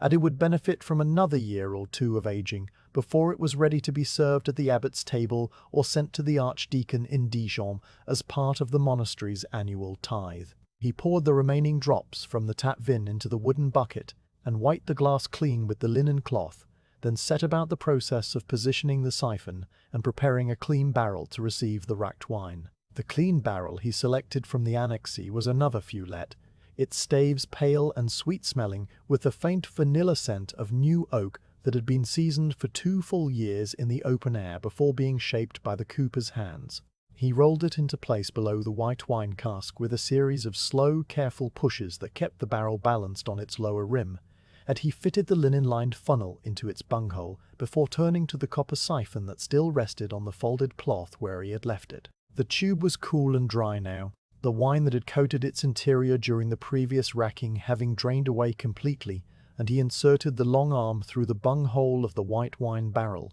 with the same practiced precision he had deployed before, feeling the slight resistance of the liquid as the copper descended and stopping the tip a careful thumb's width above the sediment that he knew would be lying at the bottom. The leather collar seated into the bunghole with a soft, firm push, and the short arm of the siphon arced over his shoulder to point down into the waiting clean barrel, where the funnel mouth gaped open like a pale wooden flower. He fitted the brass hand pump to the valve on the siphon's arch and squeezed the wooden handle 3 times. The leather diaphragm inside the pump compressing and releasing with a soft rhythmic wheeze that was answered by a deep liquid gurgle from inside the upper barrel, and then the stream of white wine began to flow. The sound it made as it fell into the lower barrel was higher in pitch than the red wine's pour had been, a lighter, quicker note that seemed to dance through the air rather than roll through it, and the color of the stream in the candlelight was a pale, shimmering gold that held none of the deep ruby darkness of the earlier transfer.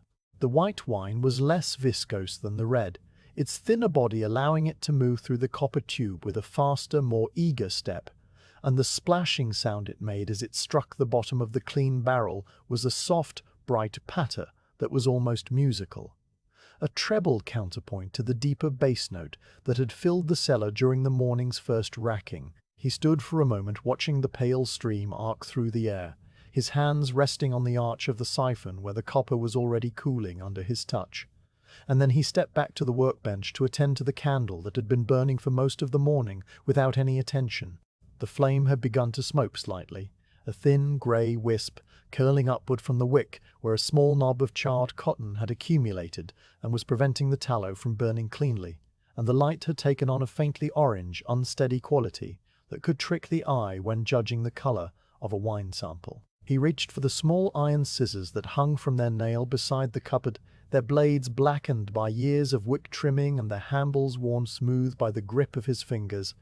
and he leaned close to the candle with the scissors open and ready. A single crisp snip sliced through the burnt tip of the wick, and the small black remnant fell into the pool of melted tallow where it floated for a moment before sinking beneath the surface, and the flame immediately steadied and brightened, burning with a clean white-yellow light that pushed the shadows back another few inches in every direction and revealed the fine details of the tools and the bench, and the vaulted stones overhead that had become lost in the dimmer glow. He returned the scissors to their nail and stood with his back against the edge of the bench, his arms folded loosely across his chest, and he let his gaze wander across the cellar's interior while his ears kept automatic track of the siphon's flowing song. The temperature of the underground space held steady at 10 degrees, a constant that never varied regardless of how fiercely the winter winds howled above or how hot the summer sun beat down on the hillside. And this unchanging coolness was the reason the cellar had been dug into the hillside in the first place, the reason the wine could age gracefully without the spoiling effects of heat or the harsh shocks of freezing. Condensation had formed on the vaulted stones overhead during the night, as it always did,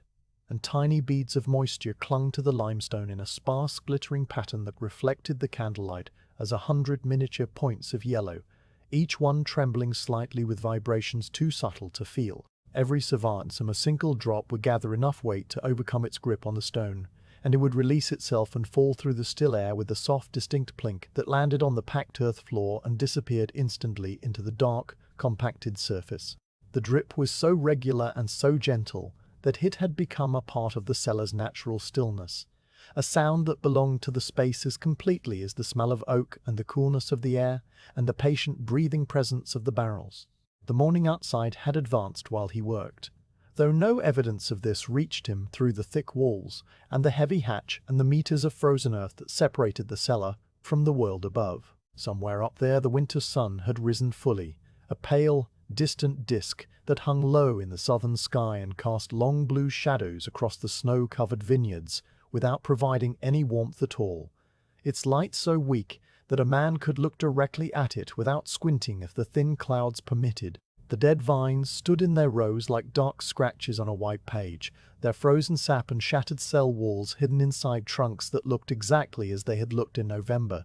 and the river remained locked under its sheet of rough grey ice where fallen branches and loose stones hung suspended in the transparent amber matrix like flies in old resin. None of this was visible from the cellar, and none of it mattered to the work that continued in the steady, unchanging twilight of the underground, where the only season was the slow season of the wine, and the only clock was the gradual accumulation of drops on the vaulted ceiling and the patient, rhythmic pouring of the siphon. His shoulders had stiffened again from the unchanging posture of standing with his arms folded, the muscles across his upper back tightening in a way that he recognized as the early signal of an ache that would worsen if he did not attend to it. And he pushed himself away from the bench and rolled his shoulders slowly, once forward and once backward, feeling the pull of the muscle fibers as they stretched and released. The small internal crack of a joint adjusting itself sounded near his left shoulder blade, and the tightness immediately eased, replaced by a warm, loose sensation that spread down through his arm and into his fingers. He flexed his hands open and closed several times to keep the blood moving through his knuckles, which had begun to feel the cold despite the cellar's steady temperature, and then he walked back to the upper barrel to check the progress of the white wine transfer. The level had fallen by approximately half, the pale golden surface of the wine now visible as a distinct, shimmering circle perhaps 2 handspans below the bunghole, and the copper tube of the siphon descended into the liquid with a clean, straight line that showed no sign of disturbance or cloudiness. He held the candle close to the opening and watched the surface of the wine for any trace of the sediment that waited at the bottom. Finding it as still and undisturbed as it had been at the start of the transfer, and he nodded once to himself before walking around to the lower barrel to confirm that the flow was still running clear and that the clean cask was filling evenly without any leak or seepage around its bung. The pale wine inside the new barrel had risen to just above the halfway point, its surface glossy and still where the falling stream did not disturb it, and the smell of new oak mingled with the buttery aroma of the Chardonnay to create a fragrance that was sweeter and lighter than the corresponding smell of the red wine barrel had been. Everything was proceeding as it should, and he left the barrels to their quiet work and returned to the bench to wait out the remainder of the transfer. The second racking finished with the same small drama of clouding sediment and pinched leather collar that had marked the end of the first, and he recovered the last few mouthfuls of clear wine from the upper barrel by tilting it forward on its rack with a gentle rocking motion while the tap vin scooped the remaining golden liquid from the pool that gathered just inside the bunghole. He sealed the new barrel with a fresh bung tapped firmly into place, and he set the empty cask aside with its bung loose so that the interior wood would not dry and shrink while it waited for its next filling. The thin layer of creamy beige-colored lees already beginning to release its own subtle, yeasty fragrance into the cellar air. The white wine was now safe in its new home, and he allowed himself a long, slow exhale that misted faintly in the cool air before he turned to the next barrel in the row, a red from the 1708 vintage that would require the same treatment and the same tools and the same patient, methodical attention that he had already given twice this morning. The 1708 was a lighter wine, made from a vintage that had begun with early spring frosts so severe that half the nascent buds on the Pinot Noir vines had blackened and dropped before they could flower, and the grapes that survived had ripened slowly in a cool grey summer that never quite delivered the warmth needed for full maturity. The resulting wine was paler in colour than the rich 1705, a softer, more translucent ruby that showed orange at the rim even at this young age, and its body was correspondingly lighter, with less tannic grip and a higher acidity that made it taste sharp and bright on the tongue like the juice of underripe cherries. Brother Étienne tasted it with the same careful attention he gave to every sample, holding the tap into the candle and watching the pale garnet light shine through the liquid while he catalogued its characteristics in the quiet privacy of his own mind. Sound, clean, still young, needing only time and patient handling to become something more than it currently was. He recorded no notes except the mental ones that would stay with him until the next time he drew a sample from this cask, and then he set about the process of racking it with the same sequence of actions that he had performed twice already, the motions blending into one another with a seamlessness that made the individual steps nearly indistinguishable from the larger flow of the work. Chalk mark read, bung loosened with wedge and mallet, sample drawn and tasted and poured away, siphon inserted and leather collar seated, pump squeezed 3 times, stream flowing, candle trimmed, shoulders rolled, level checked, sediment watched, flow stopped at the first sign of cloud, clear wine recovered by tilting, new barrel sealed, old barrel left loose, tools wiped and returned to their places. The sequence repeated itself with only the smallest variations. The differences between one barrel and another contained entirely within the wine itself rather than in the motions used to handle it, and the similarity of the actions was not a sign of monotony in the dull sense, but rather the comfort of a familiar path walked many times. A rhythm that required no thought and therefore allowed the mind to settle into a quiet, meditative stillness that was as restful as sleep itself. He moved through the third racking with the same calm, unhurried pace that he had brought to the first and the second, and by the time the 1708 was sealed in its clean new barrel and the empty cask was resting with its lees still inside and its bung loose in the opening, the morning had advanced far enough that he could feel the first faint stirrings of hunger into gentle reminder that the world above continued to turn and that the body's needs would eventually call him back to the surface. The third barrel of the morning, the pale red from the 1708 vintage, stood sealed and quiet beside its two companions that had been racked before it, and the empty casks that had given up their clear wine now rested with loose bungs in their cradles, their lees waiting inside for the day when he would collect them into the small cask that supplied the travelling distiller. Brother Étienne stood in the centre of the work area with the candlelight pooling around his feet and casting his shadow long and soft across the packed earth, and he surveyed the results of the morning's labour with the same calm, evaluative gaze that he brought to every completed task. 3 barrels of wine had been separated from their sediment, 3 clean casks had been filled and sealed, and the tools lay scattered across the workbench in the particular disorder that always accompanied the active phase of the cellar master's work, an arrangement that looked random to an outsider but which to him was as legible as a written page. The copper siphon rested on its folded linen cloth, with a few drops of pale wine still beaded along its lower rim. The mallet and the pine wedge sat side by side where he had set them after opening the last bung, and the tat-vin waited beside the candle, with its wicker jacket showing a fresh dark stain where a splash of the white wine had caught the willow strands. The morning was not yet finished, and before he could allow himself to rest, there remained the final tasks that closed every racking session, the small, methodical acts of marking and cleaning and ordering that returned the cellar to its proper state of readiness. He lifted the piece of chalk from his pocket, the short cylinder of soft white limestone that he had sharpened against the edge of the bench earlier in the morning, and he walked first to the barrel that held the white Chardonnay from the Clos de la Perrière. The barrel head was clean and pale, the new oak still showing the faint saw marks of the cooper's tools under the smooth surface, and he chose a spot near the centre where the wood was free of knots or resin pockets that might cause the chalk to skip. The date was the 12th of February in the year 1709, a fact that he held in his mind not because the calendar mattered to the wine, but because the record would matter to whoever came after him, some future cellar master who would want to know when this wine had been moved and how long it had rested in its new cask. He inscribed the day and the month and the year in small clear letters, his hand moving with the unhurried precision of long practice, the chalk leaving a fine white line on the oak that would darken over time as cellar mould colonized the markings and turned them into something permanent. Below the date he wrote the name of the vineyard, Clos de la Perrière, each letter formed with the same careful attention.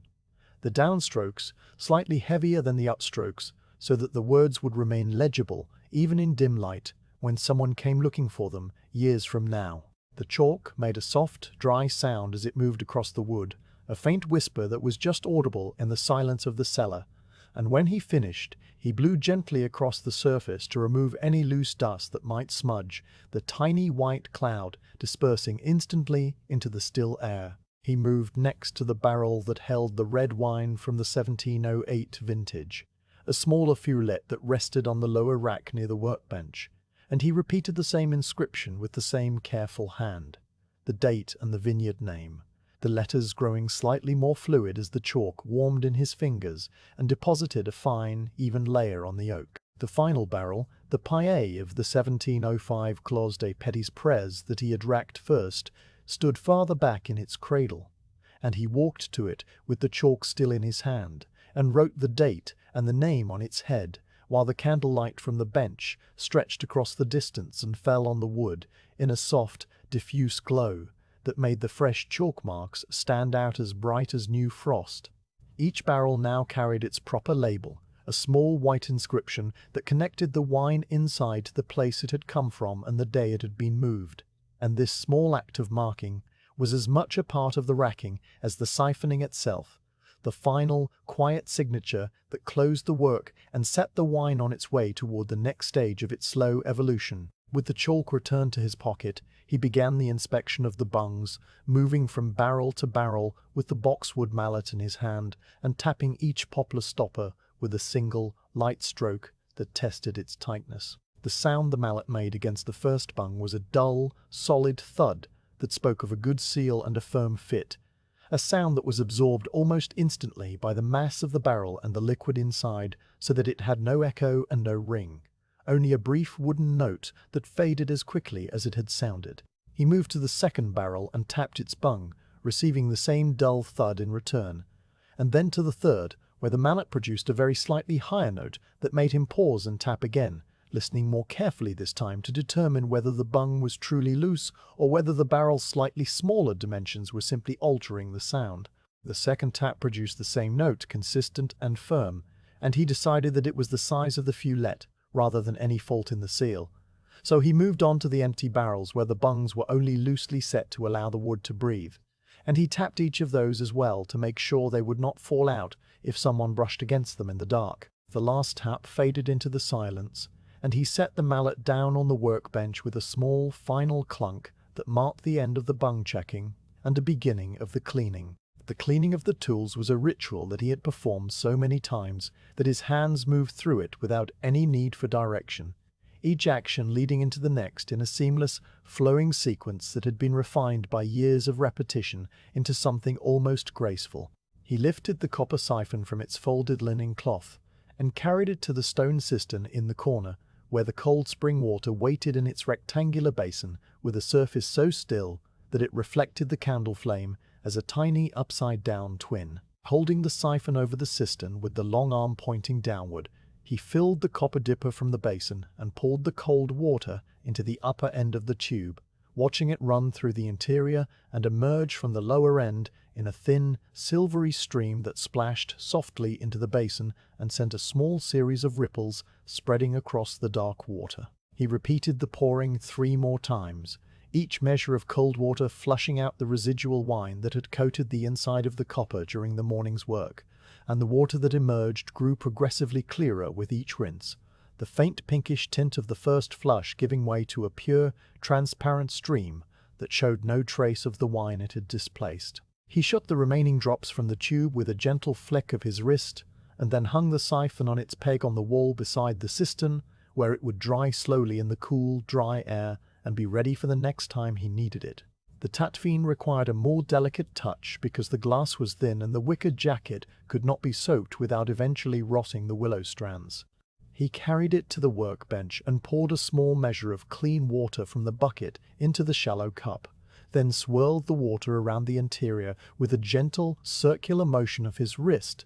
that washed the wine residue from every curve of the glass. The water turned a very faint pink, barely visible in the candlelight, and he poured it carefully into the wooden bucket that waited on the floor, then wiped the inside of the cup with the linen straining cloth until the glass gleamed clear and dry under the flame. The outside of the Tatvine he wiped as well, the linen catching a few small drops of wine that had dried on the wicker and left tiny, sticky spots on the willow strands. And when he was satisfied that the glass was spotless and the wicker was clean, he hung the Tatvine on its peg beside the siphon where the 2 tools could rest together in the darkness. The wooden bucket that had caught the drips and dregs of the morning's work was now half full of a thin, pinkish mixture of wine and rinse water,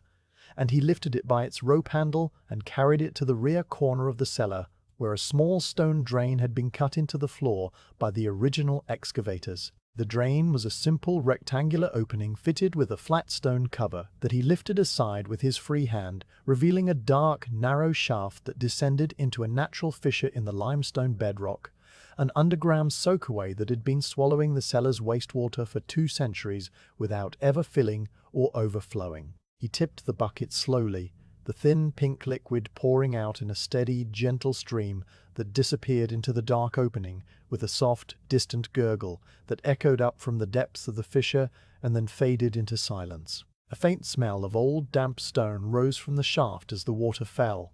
a clean, mineral smell that was not unpleasant, and when the bucket was empty he set it upright on the floor and replaced the stone cover with a small, precise movement that seated the flat rock exactly in its recess. The drain was invisible again, and the wastewater was gone, absorbed into the earth where it would slowly filter through the limestone and rejoin the deep groundwater that fed the cistern and the well and the spring that bubbled up near the monastery's kitchen garden. He carried the empty bucket back to the workbench and set it in its usual place on the floor, then unfastened the rope handle from the iron ring where it had been spliced and coiled it neatly on top of the bucket, where it would be easy to find the next time he needed it. The tools were clean, the barrels were marked, the water was disposed of, and the only task that remained before the meal was the sweeping, the slow, methodical removal of the small amount of dust and debris that had accumulated on the cellar floor during the morning's work. He walked to the niche beside the stairs, where a broom of birch twigs stood propped against the stone wall, its handle worn smooth by years of gripping, and its bristles splayed outward in a wide, fan-shaped array that was still effective despite its age. The broom was as tall as his shoulder, and he carried it back to the work area with one hand, the birch twigs making a soft, rustling sound as they brushed against the packed earth. The sweeping began at the far corner of the main chamber, near the annexie where the empty barrels were stored, and he worked the broom in long, slow strokes that gathered the loose dust and the small bits of dried tartrate crystals and the occasional fragment of fallen candle wax into a low, moving ridge that crept across the floor ahead of him. The sound of the birch bristles on the packed earth was a soft, rhythmic scratch that filled the cellar with a whisper of white noise, a sound that was neither loud nor harsh, but steady and soothing, like the distant shushing of a calm sea heard from a great height. He moved down the central aisle between the rows of barrels, the broom head sweeping from left to right in an even, unhurried cadence, and the ridge of debris grew slowly larger as it collected the fine grey dust that had drifted down from the vaulted ceiling over the past days, and the tiny flecks of oak that had flaked off the bungs when he tapped them with the mallet. His shadow followed him along the curved wall, a dark, silent companion that swept its own broom in perfect synchronization with his movements, and the candle on the workbench cast a steady yellow glow that illuminated the path ahead and showed him the clean, dark earth emerging behind the broom's passage. He swept the dust into a small pile at the base of the stairs, a neat grey mound that contained the accumulated debris of the morning's labor, and then he fetched a flat wooden scoop from the cupboard and a small bucket of dry earth that he kept near the stairs for exactly this purpose. The scoop gathered the dust pile in 3 clean, efficient motions, and he tipped the contents into the small bucket where they would be carried up to the surface later and scattered on the kitchen garden as a fine, mineral-rich addition to the soil. The sweeping was finished, and he returned the broom to its niche with the bristles facing upward so they would not splay further, then wiped his hands on the lavender-scented cloth that hung beside the cistern. The cellar was now as clean and ordered as it had been when he descended the steps in the early darkness of the morning, and the only evidence of the work that had been done was the fresh chalk marks on the 3 new barrels, and the faint, lingering scent of wine and oak and cold stone that always hung in the air. A gentle stirring in his stomach reminded him that the morning had stretched far past its midpoint, and he walked to a small niche in the wall near the stairs where the brothers who worked in the cellar kept their simple provisions, a recess that had been carved into the stone long ago and fitted with a wooden door to keep out the dust and the curious mice that sometimes found their way underground. He opened the door and reached inside, his fingers closing around a small bundle wrapped in a square of undyed linen, and he carried this bundle back to the workbench, where the candle still burned with its steady, unwavering flame. The linen unfolded to reveal a round loaf of dark bread, its crust still firm despite the moisture of the cellar, and beside it a thumb-thick slice of hard, greyish cheese that had been cut from the larger wheel that aged in the monastery's larder. He set these on the cleanest part of the bench top and then returned to the cistern to fill a small earthenware cup with cold spring water, the cup's unglazed rim rough against his lip when he tested it with a small sip. He did not eat at the workbench, but instead carried his simple meal to an upturned cask that sat against the wall near the entrance, a barrel that had been emptied years ago and never refilled, its staves now permanently dry and its weight light enough that he could move it with one hand. This cask had served as his seat for as long as he had been the cellar master, and the wood on its top was worn smooth and slightly hollowed from the countless hours he had spent sitting on it, tasting wine and thinking quiet thoughts and resting his legs before the next round of work. He settled onto it now with a small sigh that was more contentment than weariness, his back resting against the cool stone wall, and he placed the bread and cheese on his knee while he held the cup of water in his other hand. The first bite of the bread was chewy and dense. The dark flour ground from the rye that grew in the monastery's lower fields and baked in the great stone oven by the lay brother who had been the baker for as long as Étienne had been the cellar master. The crust cracked slightly under his teeth and then softened as he chewed, releasing a faint, nutty sweetness that mingled with a lingering aftertaste of the wine he had tasted earlier, the ghost of cherry and earth still clinging to the inside of his mouth. He broke off a small piece of the cheese with his thumb and placed it on the next bite of bread, and the combination of the two was a perfect, simple harmony, the saltiness of the aged cheese cutting through the density of the rye while its grainy, crystalline texture crunched softly between his molars. The cheese was made from the milk of the monastery's small herd of cows, pressed and aged in the cold room behind the dairy until it hardened into a pale, slightly crumbly mass that tasted of grass and mountain herbs and the clean, high pastures where the cows grazed in the summer months. He ate slowly, chewing each mouthful longer than he needed to, because there was no reason to hurry, and the quiet of the cellar made the simple act of eating feel like a small, private ceremony that deserved its own unhurried pace. Between bites, he sipped the cold water from the earthenware cup, the liquid so chilled from the cistern that it made his front teeth ache for an instant, before the pain faded into a clean, refreshing coolness that washed the bread and cheese down his throat and left his mouth feeling rinsed and ready for the next bite. The water tasted of dissolved limestone, a faint mineral tang that was the same flavor the vines drew up through their roots and concentrated into their grapes, and he thought briefly of the frozen vineyard above, the dead rows of plants that would need to be grubbed up and replaced when the thaw finally came,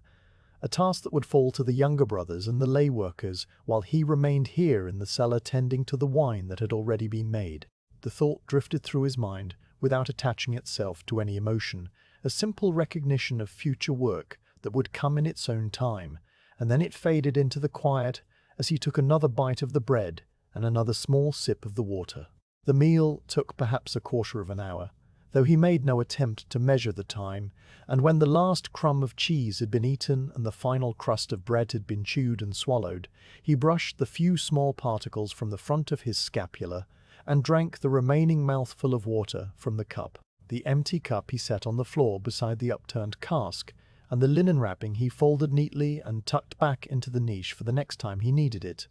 His stomach was comfortably full, not heavy but satisfied, and a gentle warmth spread outward from his core as his body began the slow work of digestion, a warmth that was welcome in the steady coolness of the cellar. He did not rise immediately, but instead remained sitting on the upturned cask with both hands resting palm down on his thighs, his gaze settling on the candle flame that burned on the workbench a few meters away. The flame was perfectly still now, its tall white-yellow tongue rising from the dark pool of melted tallow without a flicker or a waver,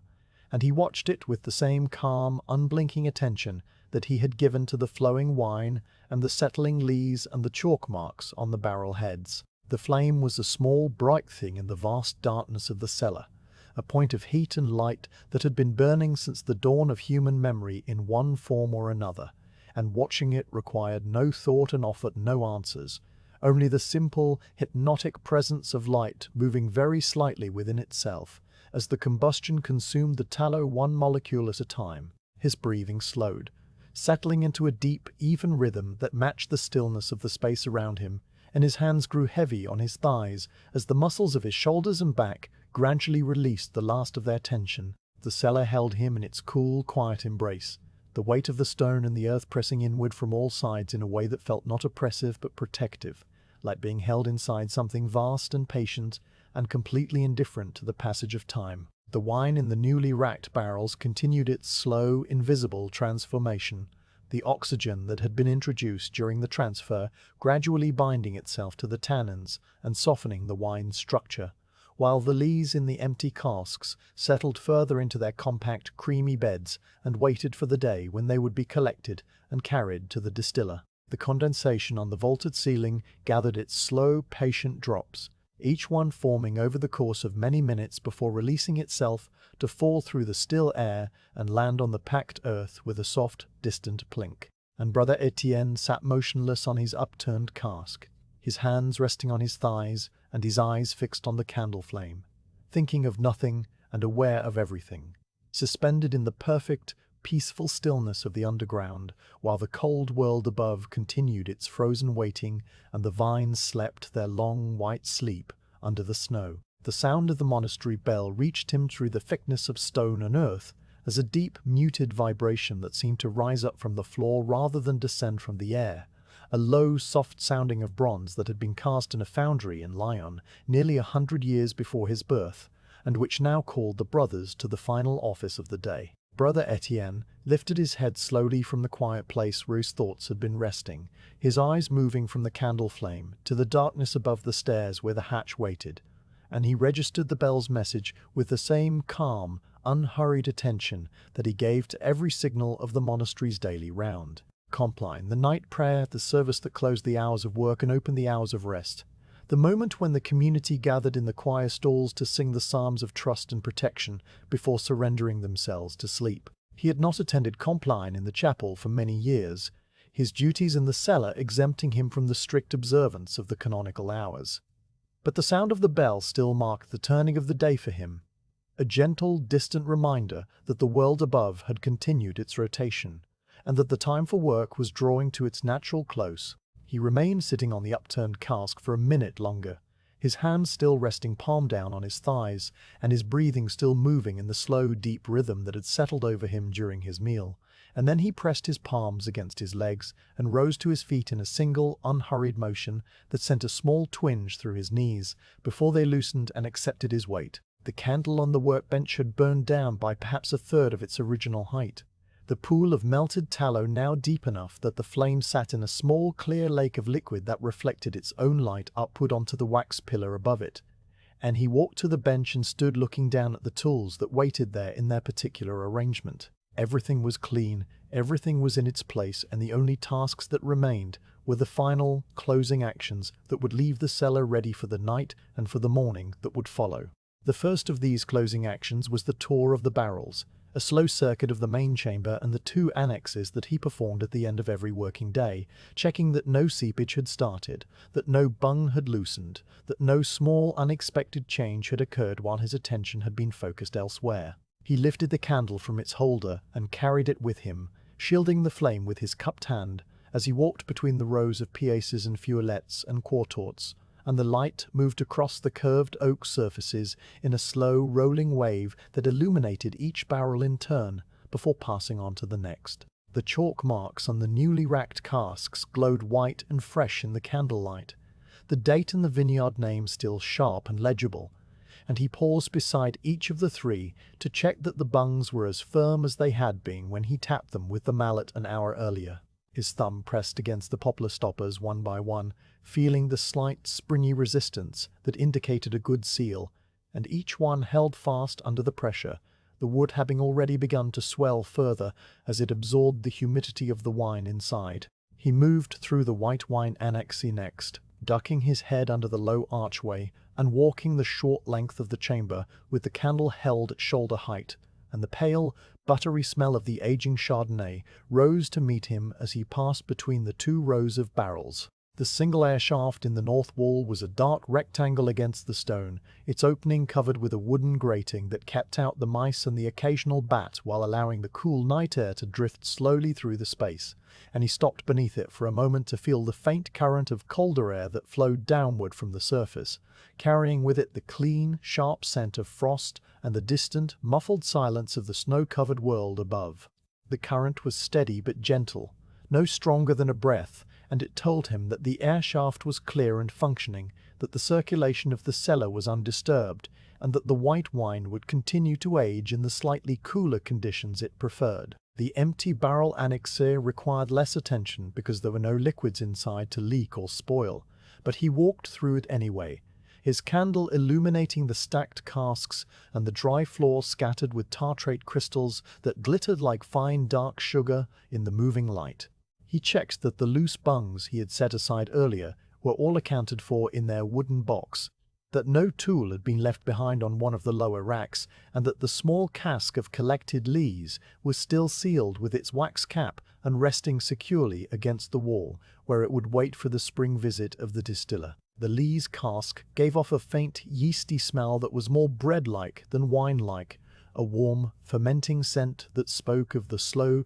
continuing life of the yeast cells even in their settled, dormant state, and he pressed the wax seal with his fingertip to confirm that it was still firm before moving on. The main chamber received his final circuit, a slow, wide loop that took him past the workbench and the cistern, and the niche where the broom stood against the wall,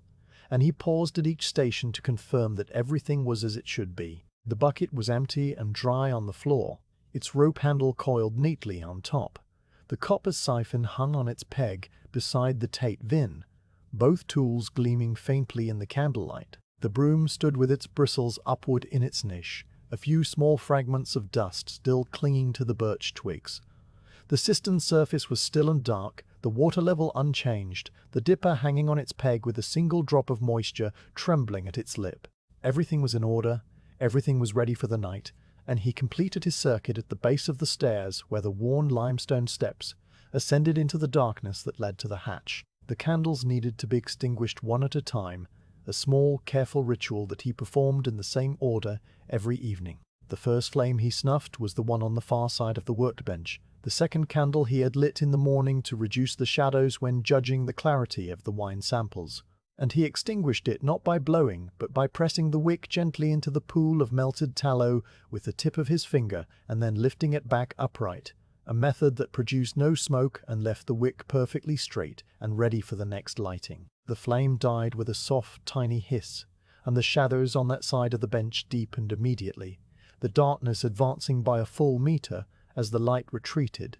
He stood for a moment with his finger still raised, feeling the faint warmth of the extinguished wick on his skin, and then he walked to the main candle, the one that had been burning since he first ascended the steps in the early darkness of the morning. This candle he lifted from its iron holder and carried with him to the base of the stairs, where he paused with one foot already resting on the lowest step. The cellar behind him was now lit only by this single flame, a small yellow dome of light that contained within its radius the nearest barrels and the edge of the workbench and the worn surface of the upturned cask, while everything beyond that radius had dissolved into a soft, featureless darkness that seemed to breathe with its own slow, patient rhythm. He stood with the candle held at chest height and let his eyes move one last time across the space that had contained his working life for more than 20 winters. The rows of barrels and the vaulted ceiling and the dark floor and the tools on their pegs, and he felt the same quiet, wordless satisfaction that he felt at the end of every working day, a sense that the work had been done properly, and that the wine was sleeping safely in its oak, and that nothing had been left undone that should have been attended to. The cellar would rest now, and he would rest, and in the morning the hatch would open again and the work would begin again, and this endless gentle cycle was the shape of his life, and the shape of the lives of all the cellar masters who had come before him, and all the ones who would come after. He turned and began to climb the worn limestone steps, his boots finding the hollowed centers of each tread with the same automatic precision that they had found them thousands of times before, and the candle flame in his hand swayed gently with the motion of his arm, casting shifting liquid shadows on the curved walls of the stairwell. The temperature began to change as he ascended, the steady, constant coolness of the cellar giving way by gradual degrees to a sharper, more penetrating cold that slipped through the gaps in his woolen layers and touched the skin of his neck and the backs of his hands. The smell of the air changed too, the deep, earthy scent of wine and oak and damp stone being replaced by a cleaner, thinner smell that carried a faint, sharp edge of frozen vegetation and the distant metallic tang of snow. By the time he reached the top step, the cold was intense enough that his breath had begun to mist visibly in front of his face, the small white clouds of vapor catching the candlelight and turning briefly gold before dissipating upward into the darkness under the hatch. He set the candle down on the small stone shelf that had been carved into the wall beside the hatch for this exact purpose, and he placed both hands flat against the rough, icy surface of the wooden door and pushed upward with a slow, steady pressure that overcame the weight of the snow that had drifted against the hinges during the day. The hatch rose with the low groan of frozen oak and a soft scatter of powder snow that fell inward through the widening gap and dusted his shoulders and the top of his hood with a fine white layer that sparkled in the candlelight, and then the cold night air rushed in around him, so dry and bitter that it seemed to strip the moisture from his eyes in the first instant of exposure. He climbed the final 2 steps and emerged into the open air, his boots sinking to the ankle in the fresh snow that had fallen while he was underground, and he turned to grasp the iron ring of the hatch and pull it closed behind him with a heavy, final thud that sealed the cellar away in its own dark, steady climate. The world above was utterly transformed from the grey dawn he had left behind so many hours ago. The snow had fallen again during the day, a fresh, deep layer of fine, dry powder that covered every surface and erased every footprint that he and the other brothers had made in the morning, so that the courtyard and the cloister and the roofs of the monastery buildings all lay under a single, unbroken blanket of white that glowed faintly in the darkness with a light of its own, a soft, blue-white luminescence that seemed to rise from the snow rather than fall upon it. The sky had cleared while he was underground, the overcast that had pressed down on the valley for days finally breaking apart and dispersing, and overhead the stars shone with a hard, brilliant intensity that only came on the coldest nights of winter, their light so sharp and clear that each one seemed to have been polished and set in the black dome of the sky like a tiny silver stud driven into dark velvet. He stood for a long moment with his back to the closed hatch, his face tilted upward to the stars, and his breath streaming away from him in long, slow plumes that the faint breeze caught and unraveled into nothingness, and he felt the immense frozen silence of the winter night pressing in from all sides with a weight that was almost physical. The air was so cold that each inhalation stung the inside of his nostrils and made the fine hairs there stiffen and crackle, and the skin of his cheeks had already begun to tighten and burn with the first warning of frostbite. But he did not hurry. The stars above him were the same stars that had shone on the vineyards in the summer, the same stars that had watched the harvest in the autumn, and they would continue to shine long after the frozen vines had thawed or been replaced and long after he himself had been laid to rest in the brothers' cemetery beside the chapel wall. The thought was not a sad one, merely a recognition of scale that put the day's work and the winter's cold and the dead vines in their proper proportion, and he lowered his gaze from the sky with a slow, peaceful exhale that joined all the other exhales of his life in dissolving into the frozen air. The walk across the courtyard to the cloister was a short journey that he had made thousands of times, but tonight the deep snow made it a slow, deliberate progress that required him to lift each foot clear of the powder and place it down again with care, so that he would not slip on the icy cobbles hidden beneath. His boots made a soft, crunching sound with each step, a rhythmic compression of dry snow that was the only noise in the entire landscape, and the prints he left behind him were deep and dark against the white surface, each one a small temporary mark that would be filled and erased by the next snowfall before the sun rose. The monastery buildings rose around him in the darkness, their stone walls pale against the deeper black of the sky, and the narrow windows of the dormitory showed a faint, warm glow where a few of the brothers had lit their evening candles before retiring to their cells. The church itself was dark now, the Compline service having ended while he was still underground, and its tall, square tower stood like a silent guardian over the frozen garth where the fountain was nothing more than a white mound with the faintest suggestion of a cross at its summit. He passed through the open archway of the cloister and into the covered walk, where the snow had not fallen and the flagstones were bare and dry underfoot, and the sudden absence of the crunching sound made the silence seem even deeper than it had been in the open courtyard. His footsteps echoed softly in the enclosed space, a gentle, rhythmic tapping that bounced off the stone walls and the vaulted ceiling and returned to him as a faint, blurred repetition, and he walked with his head slightly bowed and his hands tucked into his sleeves, the posture of a man who was not hurrying but who also had no reason to linger. The door to his cell was the third on the left, a simple wooden panel with an iron latch and no lock, and he lifted the latch with a cold, numbed finger and pushed the door inward with a soft creak of the leather hinges. The cell inside was small and spare and cold, but the cold was a different quality from the bitter chill of the courtyard. An enclosed, still cold that had been trapped inside the stone walls since the morning, and which would take the warmth of his body and his candle to displace. He crossed to the narrow window and drew the wooden shutter closed, the small square of starlight disappearing as the panel swung into place, and then he knelt beside the low stone shelf that served as his bedside table and lit a fresh candle from the ember pot that one of the novices had replenished during the day as part of his regular duties. The new flame sprang up with a small bright leap, and the cell filled with a soft, wavering light that reached into the corners and revealed the simple furnishings of his life. The narrow bed with its straw mattress and its rough wool blanket, the wooden prie-dieu where he knelt for his private prayers, the small chest that held his spare tunic and his winter cloak, and the breviary that he had been given on the day of his profession 30 years before. Everything was as it had been, and everything was enough. He removed his boots first, loosening the leather laces with fingers that were still stiff from the cold despite the relative warmth of the cellar he had spent the day in, and he set the boots side by side at the foot of the bed with the toes pointing outward toward the door in the arrangement that had become habitual over decades of repetition. The sheepskin lining was damp from the snow and the exertion of the day, and a faint, clean smell of wet wool rose from them as they rested,